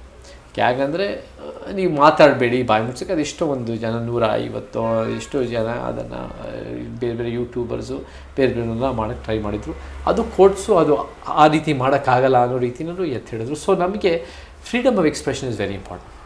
Social media is a very important. ನಿಮ್ಮದು ಒಂದು ಡಿಜಿಟಲ್ ಮೀಡಿಯಾಗಿ ಮಾಡಿ ನೀವು ಲಕ್ಷಾಂತರ ಜನನ ರೀಚ್ ಮಾಡ್ತಾ ಇದ್ದೀರಾ. We must have the right to express our truths and ನಮ್ಮ ಸತ್ಯಗಳು, ನಾವು ಯಾವ ದೃಷ್ಟಿಕೋನದಿಂದ ನೋಡ್ತೀವಿ, ನಮಗೇನು ನಿಜ ಅಂತ ಅನಿಸುತ್ತೆ ಮತ್ತು ಯಾವ ಆಧಾರದ ಮೇಲೆ ನಾವು ನಿಜ ಹೇಳ್ತಾ ಇದ್ದೀವಿ, ಇದೆಲ್ಲ ಕೂಡ ಹೇಳೋಕ್ಕೆ ಒಂದು ಉತ್ತಮ ಪ್ರಜಾಪ್ರಭುತ್ವದಲ್ಲಿ ಅವಕಾಶ ಇರಬೇಕು. ಸೊ ಇವೆಲ್ಲ ಕೂಡ all these issues come out. So ನಮಗೆ ನಾನು ಈ ಒಂದು ವ್ಯಕ್ತಿ ಯಾರು ಚಿನ್ನಯ್ಯ ಅಂತ ಇರೋರು ಯಾರಿದ್ರು ಅವರು ಸಂಪೂರ್ಣವಾಗಿ ಹೇಳಿದ್ದೆಲ್ಲ ಸತ್ಯ, ಹೇಳಿದ್ದೆಲ್ಲ ಸುಳ್ಳು. ನಾವೆಷ್ಟು ಸರಿ ಏನಾಗ್ಬಿಡುತ್ತೆ ಅಂದರೆ ಈ ಬೈನರಿನಲ್ಲಿ ನೋಡ್ಬಿಡ್ತೀವಿ. ನಾನು ಹೆಂಗೆ ನೋಡ್ತೀನಿ ಅಂದರೆ degrees of truth and degrees of fiction ಅನ್ನೋ ಒಂದು ರೀತಿ ಇರ್ಬೋದು. ಸೊ ಇದರಲ್ಲಿ 0.6, 0.11 ಈ ಥರ ಬೇರೆ ಬೇರೆ ಕಡೆ ನಮಗೆ ಇದೆಲ್ಲ ಇದು ಅದು ಇನ್ನೊಂದು ಬಗಲೆಗುಡ್ಡ, ಆ ಬಗಲೆಗುಡ್ಡದಲ್ಲೂ ಅನೇಕ ಇದು ಅಸ್ಥಿಪಂಜರಗಳು ಸಿಕ್ಕಿದೆ ಅಂತಲೂ ಕೂಡ ನಮಗೆ ಬರ್ತಾ ಇದೆ. We must allow for the ಇದು ಇನ್ವೆಸ್ಟಿಗೇಷನ್ ಆಗಲಿ ಆ್ಯಂಡ್ ಇನ್ವೆಸ್ಟಿಗೇಷನ್ ಅದನ್ನು ವೆಯ್ಟ್ ಮಾಡ್ತಾ, but at the same time ನಾವು ಕೂಡ ಅವೇರ್ ಆಗಿ ಏನು ಸತ್ಯ ಇದೆಯೋ ಅದನ್ನು ಆಚೆ ಬರಲಿ, ಹೊರಗೆ ಬರಲಿ, ಆ್ಯಂಡ್ ಅದರ ತಕ್ಕಂತೆ ಪ್ರಾಪರ್ ಜಸ್ಟಿಸ್ ಸಿಗಲಿ ಅನ್ನೋದು ನಮ್ಮ ವಾದ. ನಾವು ಯಾವುದನ್ನು ವ್ಯಕ್ತಿ ವಿರೋಧ ಅಲ್ಲ, ಅಥವಾ ಯಾವುದೇ ವ್ಯಕ್ತಿ ಆಗಿರ್ಬೋದು, ಆರೋಪಿ ಆಗಿರ್ಬೋದು ಅಥವಾ ಅದನ್ನು ಆರೋಪ ಮಾಡ್ತಿರೋರಾಗಿರ್ಬೋದು, ಇನ್ನು ಪರ ವಿರೋಧ ಅನ್ನೋಕ್ಕಿಂತ ನಾವು ಸತ್ಯ ಅನ್ನೋ ಎತ್ತಿ ಹಿಡಿಯೋದು ನಮ್ಮ ಭಾಳ ಮುಖ್ಯ. We shall wait, we shall be patient, but also we shall be vigilant. Patient ಅಂದಾಗ ನಾವು ಸುಮ್ಮನೆ ಅಲ್ಲಿ ಕೂತ್ಕೊಂಡು ಅದು ಏನಾಗುತ್ತೋ ಆಗಲಿ ಅಲ್ಲ, ನಾವು ಒಂದು ರೀತಿ ಏನಾಗ್ತಾ ಇದೆ ಅಂತ ಅದನ್ನು ಗಮನಿಸಿ ಅದರ ತಕ್ಕಂತೆ ನಾವು ಕೂಡ ನಮ್ಮ ವಿಚಾರ ಹೇಳಿ we must ensure that the investigation goes in the proper manner with our own limited abilities. ಅದು ನಮಗೆ ಎಷ್ಟು ಲಿಮಿಟೆಡ್ ನಮಗೆ ಇನ್ಫ್ಲುಯೆನ್ಸ್ ಏನಿದೆಯೋ ಅದು ನಿಮ್ಮ ಡಿಜಿಟಲ್ ಮೀಡಿಯಾ ಆಗಿರ್ಬೋದು, ನಮ್ಮ ಸೋಷಿಯಲ್ ಮೀಡಿಯಾ ಸಂಘಟನೆಗಳು ಹೋರಾಟಗಳು ಮಾಡೋದಾಗಿರ್ಬೋದು, in all different ways. So vigilant ಭಾಳ ಮುಖ್ಯ ಆಗುತ್ತೆ. So you are the person inspired by Ambedkar, doctor B R Saheb Ambedkar ಮತ್ತು ಬಸವ, ಬುದ್ಧ ಅವ್ರ ತತ್ವ ಎಲ್ಲ ನಿಮ್ಮ ಡೇ ಟು ಡೇಸ್ ಲೈಫಲ್ಲಿ ಯಾವ ಥರ ಇಂಪ್ಲಿಮೆಂಟ್ ಮಾಡ್ತಾರೆ ಸರ್? ಇವರೆಲ್ಲರೂ ನಮಗೆ ಬುದ್ಧ, ಬಸವ, ಅಂಬೇಡ್ಕರ್, ಪೆರಿಯಾರ್, ಫೂಲೆ ದಂಪತಿಗಳು, ಕುವೆಂಪು ಇವರೆಲ್ಲ ನಮಗೆ ಮಾರ್ಗದರ್ಶಕರೇ. ಆ ಮಾರ್ಗದರ್ಶನ ನಾವು ಹೇಗೆ ಅಂದರೆ, ನಾನು ಹೇಗೆ ವ್ಯಾಖ್ಯಾನಿಸ್ತೀನಿ ಅಂದರೆ ಸಮಾಜ ದೃಷ್ಟಿಯಲ್ಲಿ ವ್ಯಾಖ್ಯಾನಿಸ್ತೀನಿ. How we build an equal and just and a rational society. ನಮಗೆ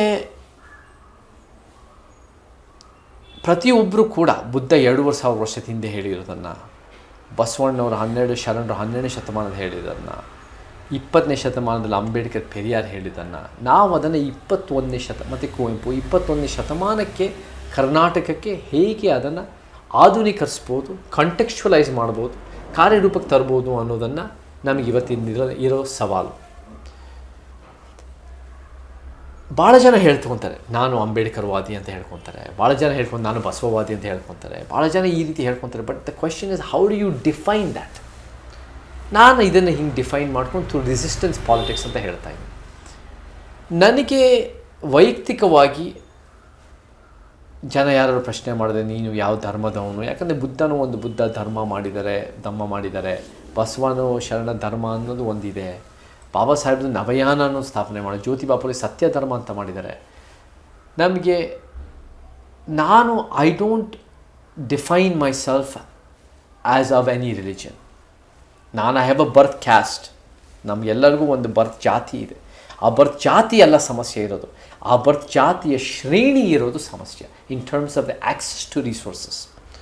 ಸೊ ಆ ಬರ್ತ್ ಶ್ರೇಣಿ ಅದನ್ನು ನಾವು ಪ್ರಶ್ನೆ ಮಾಡೋದು in terms of access to resources.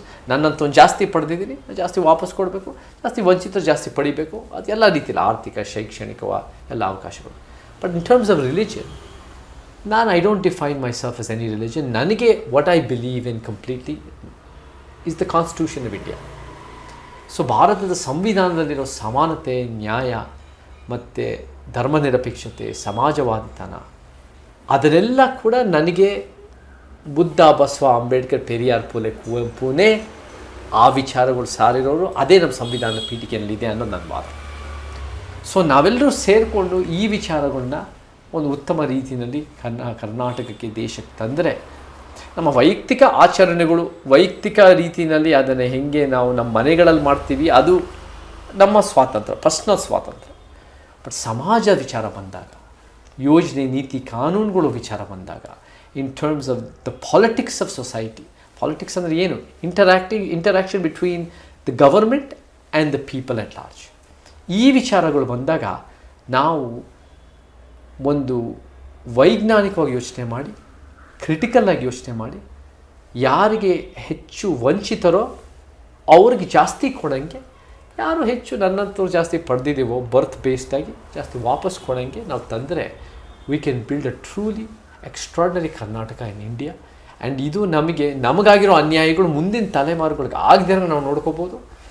ಮತ್ತು ನಮ್ಗೆ ಇವರೆಲ್ಲ ಹೆಸರು ಹೇಳೋದಲ್ಲ, ಇವರೆಲ್ಲರೂ ಕೂಡ ಕಟ್ಟಿರೋ ಸಮಾಜದಲ್ಲಿ ಮುಂದಿನ ಪೀಳಿಗೆಗೆ, ಮುಂದಿನ ತಲೆಮಾರುಗಳಿಗೆ ಬೆನಿಫಿಟ್ ಆಗಿದೆ. ನಮಗೆ ಬಾಬಾ ಸಾಹೇಬರು, ತಂದೆ ಪೆರಿಯಾರು ಕಟ್ಟಿರೋ ವಿಚಾರಗಳು, ಕುವೆಂಪು ಅವರು ತಂದಿರೋ 20ನೇ ಶತಮಾನದ ವಿಚಾರಗಳು ಅವರಿಗೆಷ್ಟು ಅದರಿಂದ ಒಳ್ಳೆಯದಾಗಿದೆಯೋ ಆಗಿಲ್ಲ, ಬಹುತೇಕ ಬಹುಶಃ ಆಗೇ ಇಲ್ಲ, ನಮ್ಮೆಲ್ಲರಿಗೂ ಅದರಿಂದ ಒಳ್ಳೆಯದಾಗಿದೆ. ಸೊ ನಾವು ಹೇಗೆ ಮಾಡಬೇಕು ಅಂದರೆ, ಅವ್ರು ಹೇಗೆ ಸಸಿ ನೆಟ್ಟು ನಾವು ಫಲ ಪಡೆದಿದ್ದೀವೋ ನಾವು ಕೂಡ ಈ ಸಮಾಜ ಸಮಾನತಾವಾದಕ್ಕೆ ಸಸಿ ನೆಡೋರಾಗಿ ಮುಂದಿನ ತಲೆಮಾರುಗಳಿಗೆ ಫಲ ಕೊಡೋಕ್ಕಾದರೆ ನಮಗೆ ಭಾಳ ಗಟ್ಟಿಯಾದ ಕರ್ನಾಟಕ ಮತ್ತು ಭಾರತ ಇರುತ್ತೆ ಅನ್ನೋ ನನಗೆ ಭಾವನೆ ಇದೆ. ಸರ್, ಅವ್ರ ತತ್ವ ನಿಮ್ದೊಂದು message sir to the young generations. So ಅವ್ರ ತತ್ವ ಇಷ್ಟು ಫಾಲೋ ಮಾಡಿ ನಿಮ್ಮ ಜೀವನದಲ್ಲಿ ನೀವು ಉದ್ಧಾರ ಆಗ್ತೀರಾ ಅನ್ನೋದಾದರೆ, ಸೊ ಯಾಕಂದರೆ ನಮ್ಮದು ಸರ್ ಟು ಬಿ ಆನೆಸ್ಟ್, ನಂದು ರಿಸರ್ವೇಷನ್ ಸಿಸ್ಟಮ್, ನಾನು ಮೊದಲು ನಂದು ಒಪಿನಿಯನ್ ಬೇರೆ ಇತ್ತು, ಬಟ್ ಇವಾಗ ಬೇರೆ ಇದೆ. ನನಗೇನಿದೆ ಇವಾಗ ಇರಬೇಕು ರಿಸರ್ವೇಷನ್. ಯಾಕಂದರೆ ನಾವು ಇಫ್ ಯು ಸಿ ಹರಿಯಾಣ ಸೈಡಲ್ಲಿ, ಇವನ್ ನಮ್ಮ ಕರ್ನಾಟಕ, ನಮ್ಮ ನಾರ್ತ್ ಕರ್ನಾಟಕ ಸೈಡ್ ಬಂದರೆ ಸರ್ ಒಂದೊಂದು ಸ್ಥಿತಿಯಲ್ಲಿ ತುಂಬ ದಲಿತರನ್ನ ತುಂಬ ಕೆಟ್ಟದಾಗಿ ನೋಡ್ತಾರೆ, ಇನ್ನೂ ಇದೆ ಅದು. ಸೊ ಫಾರ್ ದ್ಯಾಟ್ ನಮ್ಗೆ ಇರಬೇಕು ಸರ್ ರಿಸರ್ವೇಷನ್.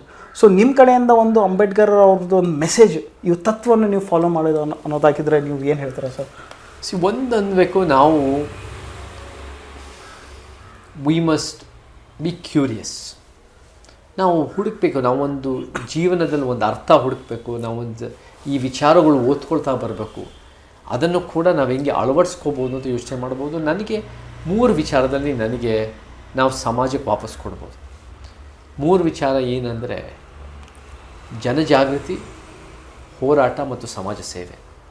ಈ 3 ಮುಖಾಂತರ ನಾವು ಸಮಾಜಕ್ಕೆ ಒಂದು ಉತ್ತಮ ರೀತಿ ಕಟ್ಬೋದು. ಜನಜಾಗೃತಿ ಅಂದಾಗ ವಿಚಾರಗಳು ನಾವಿವಾಗ ನೀವು ಜನರಿಗೆ ನಮ್ಮ ವಿಚಾರಗಳು ನಾವು ಹಂಚ್ಕೊತಾ ಇದ್ವಿ, ನಿಮ್ಮ ವಿಚಾರ ನೀವು ಹಂಚ್ಕೊಂಡ್ರಿ, ನಾನು ಕೂಡ ಮಾತಾಡೋಕ್ಕೆ ಅವಕಾಶ ಕೊಡ್ತಾ ಇದ್ದೀರಾ. ಅಲ್ಲೂ ಕೂಡ ಸೋಷಿಯಲ್ ಮೀಡಿಯಾ, ನಿಮ್ಮ ಡಿಜಿಟಲ್ ಮೀಡಿಯಾ ಕನ್ನಡಾಲಜಿನಲ್ಲಿ ಅಲ್ಲೂ ಕೂಡ ಎಷ್ಟೋ ಮೆಸೇಜ್ಗಳು ಹಾಕ್ತಾರೆ, ಕಾಮೆಂಟ್ಸ್ ಹಾಕ್ತಾರೆ, ಅದರಿಂದ ನಾವು ಕೂಡ ಫೀಡ್ಬ್ಯಾಕ್ ತೊಗೊಂಡು. So there's a churning of ideas. ಜಾಗೃತಿ ಆಗ್ತಾ ಇದೆ. What is the ideal society? Because in pursuit of ಎಲ್ಲರೂ ಮಾತಾಡ್ತಾ ಇದ್ದಾರೆ ಇವಾಗ, ಎಲ್ಲರಿಗೂ ಮಾತಾಡೋಕ್ಕೆ ಅವಕಾಶ ಇರಬೇಕು. ನಿಮ್ಮ ವಿಚಾರಗಳು ಅಷ್ಟು ಅದ್ಭುತವಾಗಿದೆ ಅಂದರೆ ನಿಮ್ಮ ವಿಚಾರ ಜನ ಒಪ್ತಾರೆ, ನೀವು ಯಾರು ಬಾಯಿ ಮುಚ್ಚಿಸೋ ಅವಶ್ಯಕತೆ ಇಲ್ಲ. ಸೊ ದ ಐಡಿಯಾಸ್ ಆಫ್ ಇಕ್ವಾಲಿಟೇರಿಯನಿಸಮ್ ಇನ್ ಸಮಾಜ, ಇವಾಗ ಸಮಾಜನೇ ಅದಕ್ಕೆ ಗಟ್ಟಿಯಾಗಿ ಅದನ್ನು ಒಪ್ತಾ ಇದೆ ಹೆಚ್ಚಾಗಿ. ಸೊ ಅದು ಒಳ್ಳೆ ಬೆಳವಣಿಗೆ. ಸೊ ಜಾಗೃತಿ. 2ನೇದೇನೆಂದರೆ ಹೋರಾಟಗಳು ಕೂಡ ಭಾಳ ಮುಖ್ಯ ಆಗುತ್ತೆ. ನಾವು ಬೀದಿಗಿಳಿದು ಸೋಷಿಯಲ್ ಮೀಡಿಯಾದಲ್ಲಿ ಆಗಿರ್ಬೋದು, we must question what the government is doing wrong and we must demand what the government must do for right. ಇದೆರಡೂ ಕೂಡ ನಾವು ಮಾಡಬೇಕು. ರಚನಾತ್ಮಕವಾದ ಒಂದು ರೀತಿ ಯೋಜನೆ, ನೀತಿ, ಕಾನೂನುಗಳು. 3ನೇದು ನಮ್ಮ ರೀತಿಯಲ್ಲಿ ಸಮರ್ಥಮ್ಮ ಸೇವೆ ಮಾಡೋದು ಕೂಡ ಭಾಳ ಮುಖ್ಯ ಆಗುತ್ತೆ. We must go to society. ನಾವು ಸಮಾಜಕ್ಕೆ ಹೋಗಿ ನಮ್ಗೆ ಯಾರು ಇವತ್ತಿನ ದಿನ ನಮಗಿಂತ ಕಡಿಮೆ ಪಡೆದಿದ್ದಾರೋ, ಜನ್ಮ ಆಧಾರಿತವಾಗಿ ಈ ಅನ್ಯಾಯದ ವ್ಯವಸ್ಥೆ ಇದೇನು ಪಾಪ ಪುಣ್ಯದ ಪ್ರಶ್ನೆ ಬರಲ್ಲ. ಇಲ್ಲಿ ಏನಾಗಿದೆ ಅಂದರೆ ನಾವೆಲ್ಲ ಬೈ ಚಾನ್ಸಾಗಿ ನಮ್ಮ ಜಾತಿಗಳು ಹುಟ್ಟಿದ್ದೀರಾ, ಬಟ್ ಈ ವ್ಯವಸ್ಥೆ ಹೆಂಗಿದೆ ಅಂದರೆ ಹುಟ್ಟಿ ಒಂದು ರೀತಿ ಬೆಳೆದಿರೋರೇ ಬೆಳೀತಾ ಇದ್ದಾರೆ. ಸೊ ನಾವು ವಾಪಸ್ ಹೋಗಿ ನಮಗೆ ಸರ್ಕಾರಿ ಶಾಲೆಗಳಿಗಾಗಿರ್ಬೋದು, ನಮ್ಮ ಹಳ್ಳಿ ಭಾಗಗಳಿಗಾಗಿರ್ಬೋದು, ನಮ್ಮ ಬೇರೆ ಬೇರೆ ಕಡೆ ನಾವು ಒಂದು ಗಿಡ ನೆಡೋದಾಗಿರ್ಬೋದು, ಕಿಟ್ ವಿತರಣೆ ಮಾಡೋದಾಗಿರ್ಬೋದು, ಏನೋ ಒಂದು ಸೇವೆ ಮಾಡೋದು ನಮ್ಮ ಊರಿಗೆ, ನಮ್ಮ ಸಮಾಜಕ್ಕೆ, ನಮ್ಮ ಕ್ಷೇತ್ರಕ್ಕೆ, ನಮ್ಮ ಜನರಿಗೆ ನಾವು ಹೆಂಗೆ ವಾಪಸ್ ಕೊಡ್ಬೋದು ಅನ್ನೋ ಒಂದು ಮನಸ್ಥಿತಿನಲ್ಲಿ ನಾವು ಕೆಲಸ ಮಾಡಿದ್ರೆ ಅದು ಭಾವನಾತ್ಮಕವಾಗಿ ಹತ್ತಿರ ಆಗ್ತೀವಿ. ನಾನು ಯಾವಾಗಲೂ ಹೇಳ್ತೀನಿ, ಸೋಷಿಯಲ್ ಮೀಡಿಯಾ ಬಂದು 40 ವರ್ಷ ಆಗಿದೆ, ಸಿನಿಮಾ ಬಂದು 100 ವರ್ಷ ಆಗಿದೆ. ಜನರ ಹತ್ರ ಹೋಗಿ ಅನ್ಯಾಯದ ವಿರುದ್ಧ ಮಾತಾಡಿ ಕೆಲಸ ಮಾಡೋದು 1000 ವರ್ಷದಿಂದ ನಡೀತಾ ಇದೆ. We must go to the people, interact with them and say, ನೋಡಿ ಅವ್ರು ನಿಮ್ಮ ಹಾವಭಾವ ನೋಡಬೇಕು, ಅವ್ರು ನಿಮ್ಮನ್ನು ಪ್ರಶ್ನೆ ಮಾಡಬೇಕು, ಅವ್ರಿಗೂ ಕೂಡ ಒಂದು ರೀತಿ ಭರವಸೆ ಬರಬೇಕು. ಹಂಗೆ ಮಾಡಿದ್ರೆ ನಾವೆಲ್ಲರೂ ಗಟ್ಟಿಯಾಗಿ ಹೇಳ್ಬೋದು. ನಮ್ಮ ಶತಮಾನದ ಕವಿ ಕುವೆಂಪು ಅವರು ಇದೇ ಹೇಳ್ತಾರೆ, ನಿಮ್ಮ ಶಿಕ್ಷಣ ಪಡೆದಿರೋದು ನಿಮ್ಮನ್ನೇ ಬಂದುಬಿಟ್ಟು ಒಳ್ಳೆ ಉದ್ಯೋಗ ತೊಗೊಂಡು ಒಳ್ಳೆ ಜಾಬ್ ತೊಗೊಂಡು ನೀವು ಸೆಟ್ಲ್ ಆಗೋದಕ್ಕಲ್ಲ. ನಿಮ್ಮ ಶಿಕ್ಷಣ ಪಡೆದ ಅದು ಒಂದು ಭಾಗ ಇರಲಿ, ಅದ್ರ ಜೊತೆ ನೀವು ಕೂಡ ಸಮಾಜಕ್ಕೆ ವಾಪಸ್ ಕೊಡಬೇಕು. Because we have gotten much more than others and ಅದು ರೀತಿಯಲ್ಲಿ ನಾವು ವಾಪಸ್ ಕೊಡೋದಿರುತ್ತೆ. ಸೊ ಈ 3 ರೀತಿಯಲ್ಲಿ ಜನಜಾಗೃತಿ, ಹೋರಾಟ ಮತ್ತು ಸಮಾಜ ಸೇವೆ ಮುಖಾಂತರ ನಾವೆಲ್ಲ ಯುವಕರು ಹೋಗಿ ನಮ್ಮ ಕರ್ನಾಟಕನ ಗಟ್ಟಿಯಾಗಿ ಒಂದು ಸಂವಿಧಾನಾತ್ಮಕವಾಗಿ ನಾವು ಕಟ್ತಾ ಬರ್ಬೋದು. Sir, if you enter politics, which area do you focus more? ಯಾವ ಏರಿಯಾದಲ್ಲಿ ನೀವು ವರ್ಕ್ ಮಾಡ್ತೀರಾ, ಯಾವುದ್ರ ಮೇಲೆ ಫೋಕಸ್ ಮಾಡ್ತೀರಾ sir? It's a good question. ನಮಗೆ everything in Karnataka and India, all issues are interconnected. So ನಾನು ಅವಲೇ ಹೇಳ್ದಂಗೆ it is the system of inequality ನಮ್ಮ ಶತ್ರು ಅಂದಾಗ ನಾವು 10 ಪಾಯಿಂಟ್ ಪ್ಲ್ಯಾನಲ್ಲಿ ಬರ್ತಾಯಿದ್ವಿ. 10 ಪಾಯಿಂಟ್ ಪ್ಲ್ಯಾನ್ ಅಂದರೆ ಫಸ್ಟ್ ಪಾಯಿಂಟು ಲಿಂಗ ಸಮಾನತೆ, ಸೆಕೆಂಡ್ ಪಾಯಿಂಟು ಜಾತಿಯ ಸಮಾನತೆ, ಥರ್ಡ್ ಪಾಯಿಂಟ್ ಆರ್ಥಿಕ ಸಮಾನತೆ, 4ನೇ ಪಾಯಿಂಟು ಭಾಷೆ ಮತ್ತು ಪ್ರಾದೇಶಿಕ ಸಮಾನತೆ, ಭಾಷೆಗಳ.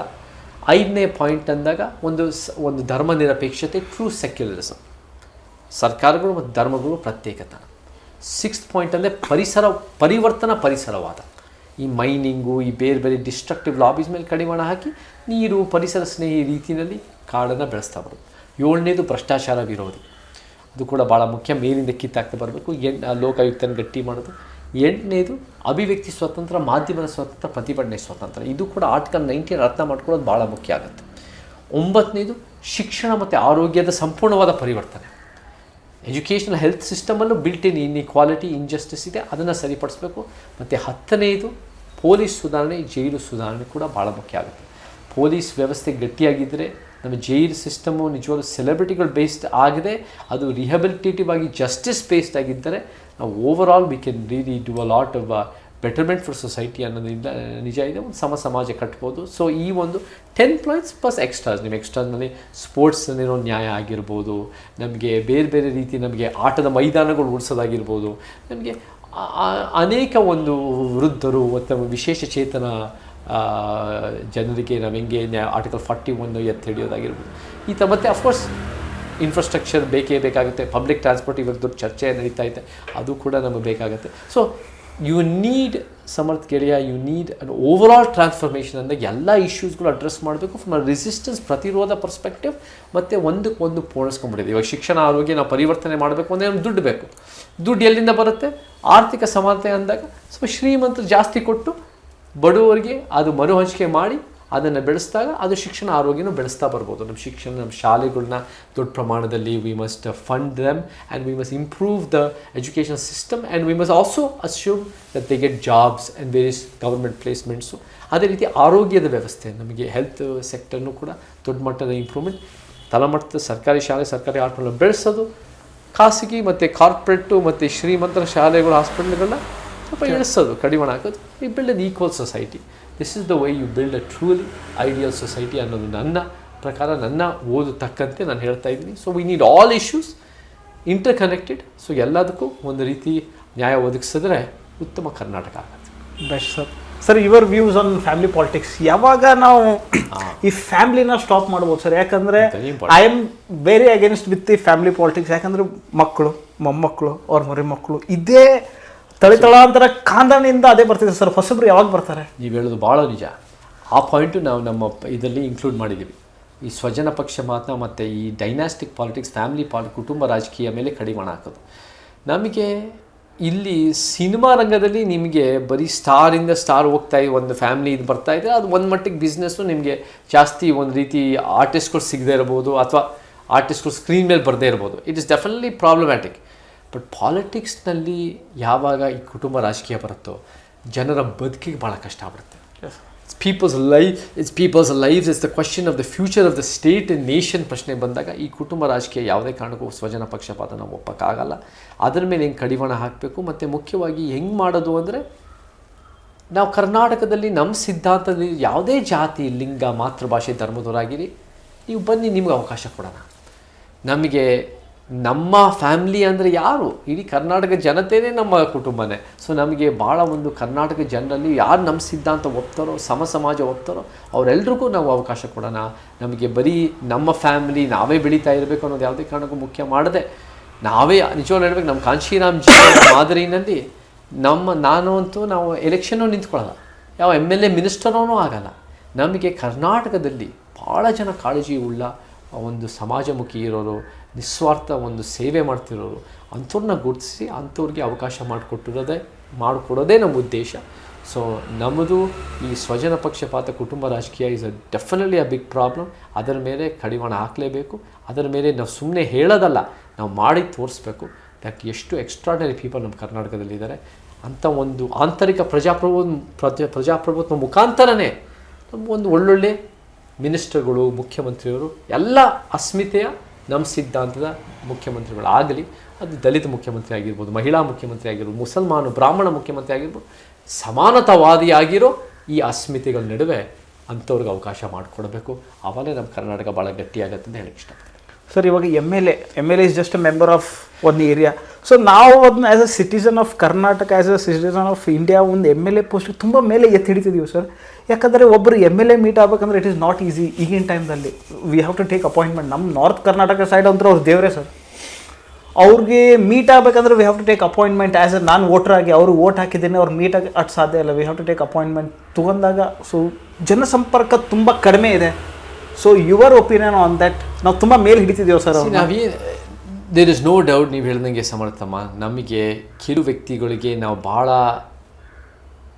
ಅಗತ್ಯಕ್ಕೆ ಮೀರಿ ಅವರಿಗೆ ಒಂದು ಸ್ವಲ್ಪ ಬಿಲ್ಡಪ್ ನಾವು ಕೊಡ್ತೀವಿ. ಅದು ಒಂದು ಸಿನಿಮಾ ಸ್ಟಾರ್ಗಳಿರ್ಬೋದು, ಅದು ಈ ಕ್ರಿಕೆಟ್ ಸೆಲೆಬ್ರಿಟಿಗಳಿರ್ಬೋದು, ಅದು ಶ್ರೀಮಂತ ಉದ್ಯಮಿಗಳಿರ್ಬೋದು, ಅದು ರಾಜಕಾರಣಿಗಳಿರ್ಬೋದು. ಅದರಲ್ಲಿ ನಾನು ಕೂಡ ಇವರು ಹೇಳ್ತೀರಿ, ಎಷ್ಟೋ ಒಂದು ಮಠಾಧೀಶರಿರ್ಬೋದು. ನಾವು ಸ್ವಲ್ಪ ಓವರ್ ಇದಕ್ಕೆಲ್ಲ ಕೂಡ ನಾವೆಲ್ಲರೂ ಸರಿ ಸಮಾನರೇ, ನಾವೆಲ್ಲರೂ ಒಂದು ಯಾರೂ ಆಕಾಶದಿಂದ ಉದುರಿಲ್ಲ ಇಲ್ಲಿ. ಬಟ್ ನಾವು ಅದಕ್ಕೆ ನಮ್ಮ ಮಾದರಿಗಳು ಯಾರು ಈ ಗುಂಪಿನವ್ರು ನಮ್ಮ ಮಾದರಿಗಳಾಗಬಾರ್ದು. ನಮ್ಮ ಮಾದರಿಗಳು ಯಾರು ಅಂದರೆ ನಿಸ್ವಾರ್ಥವಾಗಿ ಒಂದು ಸಮಾಜಕ್ಕೆ ಶ್ರಮಿಸಿರೋರೇ ನಮ್ಮ ಮಾದರಿಗಳಾದರೆ ನಾವು ಒಂದು ಉತ್ತಮ ಮಾದರಿ ಇಟ್ಕೊಂಡು ಆ ಹಾದಿ ನಾವು ನಡೀತಾ ಬರ್ಬೋದು. ಸೊ ನಮಗೆ MLAಗಳನ್ನು ನೀವು ವಿನಯದಿಂದ ಬದುಕಿ ಅಂತ ನಾವು ಹೇಳೋಕ್ಕಾಗಲ್ಲ. ನಾವೇನು ಮಾಡಬೇಕು ಅಂದರೆ ನಾವೇ ಒಂದು ಪ್ರತ್ಯೇಕವಾದ ಒಂದು ಗಟ್ಟಿಯಾದ ಶಕ್ತಿ ಕಟ್ಟಿ ಅವರ ವಿರುದ್ಧ ಜನಪರವಾಗಿರೋರು, ಕಾಳಜಿ ಇರೋರು, ನಿಜವಾಗ್ಲೂ ಜನಸೇವೆ ಮಾಡಿರೋರನ್ನ ನಿಲ್ಲಿಸಿ ಅವ್ರು ಎಲ್ಲಿ ಆ ಒಂದು ರೀತಿ ಬಿಲ್ಡಪ್ ತೊಗೊಳ್ತಿರೋ MLAಗಳಿಗೆ ಅಯ್ಯೋ ನಮ್ಮನ್ನು ಆಚೆ ಹಾಕ್ಬಿಡ್ತಾರೆ, ನಮಗೆ ಅಧಿಕಾರ ಕೊಡಲ್ಲ ಅನ್ನೋ ಒಂದು ಭಯದಲ್ಲಾದರೂ ಅವ್ರು ಬದಲಾಗ್ಬೋದು. So you must be a catalyst for change, you must be a jolt for change, for ಪರಿವರ್ತನೆ. ಸೊ ಆ ಪರಿವರ್ತನೆಗೆ ನಾವು ಒಂದು ರೀತಿ ಮಾಡಬೇಕು ಅಂದರೆ ಅವ್ರಿಗೆ ಬುದ್ಧಿವಾದ ಹೇಳೋದಕ್ಕಿಂತ ನಾವು ಒಂದು ಪರ್ಯಾಯ ಇಟ್ಟು ನಿಜವಾಗ್ಲೂ ಜನಪರ ಕಾಳಜಿ ಇರೋನ್ನ ನಿಲ್ಲಿಸಿ ಕೆಲಸ ಮಾಡಿಸಿ ನಾವು ಕೂಡ ವೋಟ್ ತೊಗೊಂಡ್ರೆ ಎಲ್ಲರೂ ಹಾಗೆ ದಾರಿಗೆ ಬರ್ತಾರೆ ಅನ್ನೋ ನಂಬಿಕೆ ನನಗಿದೆ. ಸರ್ ಈಗಿನ ಇದು ಈ ಸೆಗ್ಮೆಂಟ್ ಲಾಸ್ಟ್ ಕ್ವಶನ್ ಏನಂದರೆ, ಈಗಿನ ಜನ್ರೇಷನ್ಗೆ ಅವ್ರದ್ದು ವೋಟ್ ವ್ಯಾಲ್ಯೂ ಗೊತ್ತಿಲ್ಲ. So they are behind some of them behind the money. ಇನ್ನೊಬ್ಬರು ಫೇಮ್ಗೋಸ್ಕರ ಓಡಾಡ್ತಿದ್ದಾರೆ. ಬಟ್ ಅವ್ರ ವೋಟ್ ಎಷ್ಟು ಇಂಪಾರ್ಟೆಂಟ್ ಸರ್? ಒಬ್ಬರು ವ್ಯಕ್ತಿಯ, ಒಬ್ಬ 18 ವರ್ಷ ಆದ ಬಾಲಕ ಆಗಲಿ ಬಾಲಕಿ ಆಗಲಿ, ಅವ್ರದ್ದು ಎಷ್ಟು ಇಂಪಾರ್ಟೆಂಟ್ ಅವ್ರ vote? Vote is extremely important. ಅದು ನೀವು ಗೊತ್ತಿಲ್ಲ ಅಂತ ಹೇಳ್ತಾ ಇದ್ದೀರಾ. ನನ್ನ ಪ್ರಕಾರ ಆ ಕಾಳಜಿ ಬಹುತೇಕರಲ್ಲಿ ಇದೆ, ಅಂದರೆ ಅದು ಎಷ್ಟು ಮುಖ್ಯ ಅಂತ ಗೊತ್ತಿದೆ.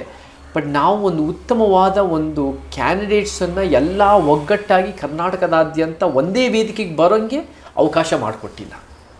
ಸೊ ಏನಾಗುತ್ತೆ ಅಂದರೆ ಒಂದೊಂದು ಮತಕ್ಷೇತ್ರಗಳಲ್ಲಿ ನಿಮಗೆ ಈ 2-3 ಪಕ್ಷಗಳು ಡಾಮಿನೆಂಟ್ ಇರ್ತವೆ. ಅವ್ರ ಹತ್ರನೇ ದುಡ್ಡಿದೆ, ಅವ್ರ ಹತ್ರನೇ ಮೀಡಿಯಾ ಇದೆ, ಅವ್ರ ಹತ್ರನೇ ಎಲ್ಲ ಬಿಲ್ಡಪ್ ಇದೆ, ಎಲ್ಲ ರೀತಿ ಇದೆ.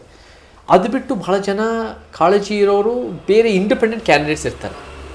ಅವ್ರಿಗೆಲ್ಲ ಸಪೋರ್ಟ್ ಮಾಡೋಕ್ಕೆ ಹಿಂದೆ ಮುಂದೆ ನೋಡ್ತಾರೆ. ಇವ್ರಿಗೆ ಸಪೋರ್ಟ್ ಮಾಡೋದು ಹೆಂಗೆ ಗೆಲ್ತಾರಪ್ಪ, ರಾಜ್ಯ ಮಟ್ಟದಲ್ಲಿ ದೊಡ್ಡ ರಾಜ್ಯ, ನಾವು ಸಪೋರ್ಟ್ ಮಾಡೋದಕ್ಕೆ ಬರಲ್ಲ ಅನ್ನೋ ಒಂದು ಇದಿರುತ್ತೆ, ಒಂದು ಕಾನ್ಫಿಡೆನ್ಸ್ ಇರಲ್ಲ. ಬಟ್ ನಾವೇನು ಮಾಡಬೇಕು ಅಂದರೆ ಅವ್ರಿಗೆ ಹೆಂಗೆ ಒಂದು ಆಪ್ಷನ್ಸ್ ಜಾಸ್ತಿ ಕೊಡಬೇಕು. ಹೆಂಗೆ ನಾನು ಯಾವಾಗಲೂ ಹೇಳ್ತೀನಿ, ನಮಗೆ ಹೆಂಗೆ ದೋಸೆ ವಿಚಾರದಲ್ಲಿ ನಮಗೆ ರಾಗಿ ದೋಸೆ, ರವೆ ದೋಸೆ, ಸೆಟ್ ದೋಸೆ, ಮಸಾಲ ದೋಸೆ, ದಾವಣಗೆರೆ ಬೆಣ್ಣೆ ಮಸಾಲ ದೋಸೆ, ಬೇರೆ ಬೇರೆದೆಲ್ಲ ಇರ್ತಾವಲ್ಲ, ಹಾಗೆ ಪೊಲಿಟಿಕಲು ಕೂಡ ನಿಮಗೆ ಒಂದು right wing, left wing, centre wing ಜೊತೆ ನಮ್ಮ ಟ್ರೂತ್ ವಿಂಗು ಒಂದು ಆಪ್ಷನ್ ಕೊಟ್ಟು ನಾವು ಕೂಡ ಒಂದು ಒಳ್ಳೆ ಕ್ಯಾಂಡಿಡೇಟ್ ಇಟ್ಟು, ಅದು ಬರೀ ಒಂದು ಕ್ಷೇತ್ರದಲ್ಲ, 224 ಕ್ಷೇತ್ರಗಳಲ್ಲಿ ಕ್ಯಾಂಡಿಡೇಟ್ಸ್ ಇಟ್ಟರೆ that people will feel confidence. ನಮ್ಮ ವೋಟು ಇಲ್ಲಪ್ಪ, ನಮ್ಮ ವೋಟು ಇದಕ್ಕೆ ನಿಂತ್ಕೊಂಡ್ರೆ ಇದು ಭಾಳ ಒಳ್ಳೆಯದಾಗುತ್ತೆ. ಮತ್ತು ನಾನು ಯಾವಾಗಲೂ ಇನ್ನೊಂದು ಜ್ಞಾಪಕ ಇಟ್ಕೊಡಿ ಸಮರ್ಥ ಗೆಳೆಯ, ಎಲ್ಲರೂ ನಮ್ಮ ಜೊತೆ ಬೀದಿಗೆ ಬಂದು ಹೋರಾಟ ಮಾಡೋಕ್ಕಾಗಲ್ಲ. ಎಲ್ಲರೂ ನಮ್ಮ ಜೊತೆ ಬೇರೆ ಬೇರೆ ಒತ್ತಡಗಳಿರುತ್ತೆ, ಮನೇಲಿ ಒತ್ತಡಗಳಿರುತ್ತೆ, ಅವ್ರಿಗೂ ಕೂಡ ಓದಬೇಕು, ಕೆಲಸ ಮಾಡಬೇಕು, ಸಂಸಾರ ಅನ್ನೋದಿರುತ್ತೆ. ಎಲ್ಲರಿಗೂ ಕೂಡ ನಮಗೆ ನಮ್ಮ ಸಭೆಗಳು ಸೇರೋಕ್ಕಾಗಲ್ಲ. ಆದರೆ 5 ವರ್ಷಕ್ಕೊಂದ್ಸಲಿ ವೋಟ್ ಹಾಕಿದಾಗ, ಆ ಬೂತ್ನಲ್ಲೇ ಇದ್ದಾಗ ನಾವು ಅವ್ರನ್ನ ಕನ್ವಿನ್ಸ್ ಮಾಡಿ, ಕೆಲಸದಿಂದ ಕನ್ವಿನ್ಸ್ ಮಾಡಿದರೆ ನಮ್ಮ ಪರವಾಗಿ ವೋಟ್ ಹಾಕ್ತಾರೆ. ಬಿಕಾಸ್ ನೀವು ವೋಟ್ ಮಹತ್ವ ಗೊತ್ತಿಲ್ಲ ಅಂತೀರ. ಆ ಇದರಲ್ಲಿ ಯಾವುದೋ ಚನ್ನಪಟ್ಟಣ ಇರಬೇಕು, ಚನ್ನಪಟ್ಟಣದಲ್ಲಿ ಇದು ಬೈ ಎಲೆಕ್ಷನ್ನಲ್ಲಿ 89-90% ವೋಟ್ ಹಾಕಿದ್ದಾರೆ. ವೋಟಿಂಗಲ್ಲಿ ಬಂದಿದೆ 89ರಿಂದ 90% ವೋಟಿಂಗ್. ಅದು ಯಾವ ದೇಶ, ಅಮೇರಿಕಾದಲ್ಲಿ ಅಂತೂ ಬಡವರು ವೋಟೇ ಹಾಕಲ್ಲ, ಬರೀ ಶ್ರೀಮಂತರ ವೋಟ್ ಹಾಕ್ತಾ ಇರ್ತಾರೆ. ಸೊ ನಮಗೆ 90% ವೋಟಿಂಗ್ ಅಂದರೆ people know the importance of vote. But ನಮಗೆ ಉತ್ತಮವಾದ ಒಂದು ಆಪ್ಷನ್ಗಳು ನಾವು ಕೊಡಬೇಕು. ಎಲ್ಲ ಉತ್ತಮ ಆಪ್ಷನ್ಗಳೆಲ್ಲ ಒಂದೇ ವೇದಿಕೆಗೆ ಬಂದು ಒಂದು ಸಮಾಜಕ್ಕೆ ನಾವು ನಿಂತ್ಕೊಂಡ್ರೆ ಆವಾಗ ನಾವು ನಿಜವಾದ ಪರಿವರ್ತನೆ ಸಾಧ್ಯ ಇದೆ ಅಂತ ನಾನು ನಂಬೋದು. Nice sir. ನಾವು ಲಾಸ್ಟ್ ಕಡೆ ಹಂತಕ್ಕೆ ಬಂದ್ವಿ ಸರ್. ನೆಕ್ಸ್ಟ್ 10 ಇಯರ್ಸಲ್ಲಿ ನಿಮ್ಮನ್ನ ನಾವು ಎಲ್ಲಿ ನೋಡ್ಬೋದು? ಸೊ ಏನು ಪ್ಲ್ಯಾನ್ ಸರ್ ನಿಮ್ಮದು? ನೆಕ್ಸ್ಟ್ 10 ಇಯರ್ಸ್ನಲ್ಲಿ ಇದೇ ಮನೇಲಿದ್ದು ಇದೇ ವಿಚಾರ ಮುಂದುವರಿಸ್ತಾ ಇರ್ತೀನಿ ಅನ್ನೋದು. But at the same time ನಾನು ಕೂಡ ಒಂದು ಆ್ಯಸ್ ಎವ್ರಿಬಡಿ ಒಂದು ಪರ್ಸ್ನಲ್ ಎವಲ್ಯೂಷನ್ನು ಬೇಕಾಗುತ್ತೆ, ಒಂದು ವಿಚಾರದ ವಿಕಾಸನೂ ಬೇಕಾಗುತ್ತೆ, ಒಂದು ವೈಯಕ್ತಿಕ ವಿಕಾಸನೂ ಬೇಕಾಗುತ್ತೆ. ಬಟ್ ಅದ್ರ ಜೊತೆ ನಾವು ಒಂದು ಬೇರೆಯಿಂದ ನೋಡಿ ಎಷ್ಟು ಕಲಿಯೋದಿದ್ದೇ ಇರುತ್ತೆ. ಬಟ್ ಐ ಹೋಪ್ ಇದೇ ಒಂದು ಆ ಐಡಿಯಲಿಸಮ್ ಅನ್ನೋದು ಏನು ನನಗೆ, ನಾನು 10 ವರ್ಷದ ಹಿಂದೆ ನೀವು 10 ವರ್ಷ ಅಂದ್ರಲ್ಲ, 10 ವರ್ಷದ ಹಿಂದೆ ನಾನು ಅಮೇರಿಕಾಗೆ ಹೋಗಿದ್ದು. ಆ 10 ವರ್ಷದಿಂದ ಅಮೇರಿಕಾಗೆ ಹೋದಾಗ ಕಾಲೇಜ್ನಲ್ಲಿ ನನ್ನ 10 ಇಯರ್ ಯೂನಿಯನ್ ಆಗಿತ್ತು. ಕಾಲೇಜ್ನಲ್ಲಿ ಇದ್ದಾಗ ಅನೇಕರು ಭಾಳ ಆದರ್ಶವಾದ ಆಲೋಚನೆ ಇತ್ತು, ಸಮಾಜಕ್ಕೆ ಏನೋ ಮಾಡಬೇಕು ಅಂತ ಮನಸ್ಥಿತಿ ಇತ್ತು. ಬಟ್ 10 ವರ್ಷದ ಹಿಂದೆ ನಾನು ಹೋಗಿ ನೋಡಿದಾಗ ಎಲ್ಲರೂ ಒಂದು ರೀತಿ ದುಡ್ಡುಗೋಸ್ಕರನೇ ಒಂದು ದಾರಿ ಹಿಡಿದಿದ್ದಾರೆ ಹೊರತು ಒಂದು ಆದರ್ಶವಾದ ಸಮಾಜಕ್ಕೋಸ್ಕರ ಕೆಲಸ ಮಾಡಿರೋರು ಕಡಿಮೆ. ಅವರೆಲ್ಲ ಹೇಳ್ತಾರೆ, ಚೇತನ್ ನೀನು ಕಾಲೇಜಲ್ಲಿ ಹೆಂಗಿದ್ದು ನೀನು ಹಂಗೆ ಇದೆಯಲ್ಲಪ್ಪ ಅಂತ ಹೇಳ್ತಾಯಿದ್ರು. ಸೊ ಅದು ನನಗೆ ಭಾಳ ಕಾಂಪ್ಲಿಮೆಂಟ್ ಅನಿಸ್ತು. ಅಂದರೆ ಆ ಉತ್ಸಾಹ, ಆ ಸಮಾಜಕ್ಕೆ ನಾವೇನು ಮಾಡಬೇಕು ಅನ್ನೋ ಒಂದು ಆಲೋಚನೆ. ಸೊ ನಾವು ಕೂಡ ಇವಾಗ ಇನ್ನೊಂದು 10 ಇಯರ್ಸ್ನಲ್ಲೂ ಕೂಡ ಅದೇ ಥರ ಸಮಾಜಕ್ಕೆ ಆ ಒಂದು ರೀತಿಯ ಉತ್ಸಾಹ, ಕಾಳಜಿ ಅದನ್ನು ಉಳಿಸ್ಕೋಬೇಕು, ಅದು ಇನ್ನೂ ಹೆಚ್ಚು ಬೆಳೆಸ್ಕೋಬೇಕು. ನಾವು ಕಲಿಯೋದಿದ್ದೇ ಇರುತ್ತೆ, ನಾವು ಕಲಿತು ಇನ್ನೂ ಉತ್ತಮ ಮನುಷ್ಯರಾಗೋದಿದ್ದೇ ಇರುತ್ತೆ. ಆ ಉತ್ತಮ ಮನುಷ್ಯರಾಗೋದ್ರ ಜೊತೆ ಒಂದು ಉತ್ತಮ ಸಮಾಜ ಕಟ್ಟಿದ್ರೆ ನಾನು ಅವೆಲ್ಲ ಹೇಳ್ದಂಗೆ ಒಂದು ಸಂವಿಧಾನ ಎತ್ತಿ ಹಿಡಿಬೋದು, ಮುಂದಿನ ತಲೆಮಾರುಗಳಿಗೆ ನಮಗಾಗಿರೋ ಅನ್ಯಾಯಗಳು ಆಗದೇ ನಾವು ನೋಡ್ಕೋಬೋದು. Yes sir. Sir thank you so much. Thank you. ನಮ್ಮ ಕನ್ನಡಾಲಜಿ ಪಾಡ್ಕಾಸ್ಟಲ್ಲಿ ನೀವು ನಮ್ಗೆ ಸ್ಪೆಷಲಿ ಸಮಯ ಕೊಟ್ರಿ ಆನ್ ಸಂಡೇ. ಭಾಳ ಚೆನ್ನಾಗಿ ಮಾಡಿದ್ರೆ. So thank you sir. Thank you. ಮತ್ತು ಸರ್ ಅಬೌಟ್ ಕನ್ನಡಾಲಜಿ. ಕನ್ನಡಾಲಜಿ ನನಗೆ ಹೆಸರು ಭಾಳ ಚೆನ್ನಾಗಿದೆ. ನಮಗೆ ಅದು ನಾವು ಮಾತಾಡ್ತಾ ಇದ್ವಿ, ಅದು ಝೂವಾಲಜಿ, ಬಯಾಲಜಿ, ಫಿಸಿಯಾಲಜಿ ಜೊತೆ ಕನ್ನಡಾಲಜಿ ಅನ್ನೋದು ಕೂಡ ಒಂದು ವಿಚಾರ. ಕನ್ನಡಕ್ಕೆ, ಕರ್ನಾಟಕಕ್ಕೆ ಸಂವಿಧಾನ ವಿಚಾರಗಳನ್ನು ನಮ್ಮ ಸಮರ್ಥು ಮತ್ತು ಅವ್ರ ಟೀಮು ಎತ್ತಿ ಹಿಡಿತಾ ಇರೋದು ಭಾಳ ಒಳ್ಳೆಯದು. ಕನ್ನಡಾಲಜಿ ಇದೇ ಥರ ಯಶಸ್ವಿಯಾಗಲಿ, ಇದೇ ಥರ ಅನೇಕ ಡಿಜಿಟಲ್ ಮೀಡಿಯಾಗಳು ಸತ್ಯಗಳು ಹೇಳ್ತಾ ಬರಲಿ, ಆ್ಯಂಡ್ ನಮ್ಮ ರಾಜ್ಯ, ನಮ್ಮ ದೇಶ ಬೆಳೀತಾ ಹೋಗಲಿ ಅಂತ ಹೇಳಕ್ಕೆ ಇಷ್ಟಪಡ್ತೀನಿ. ಜೈ ಕರ್ನಾಟಕ, ಜೈ Bhim. Thank you so much sir. Thank you sir.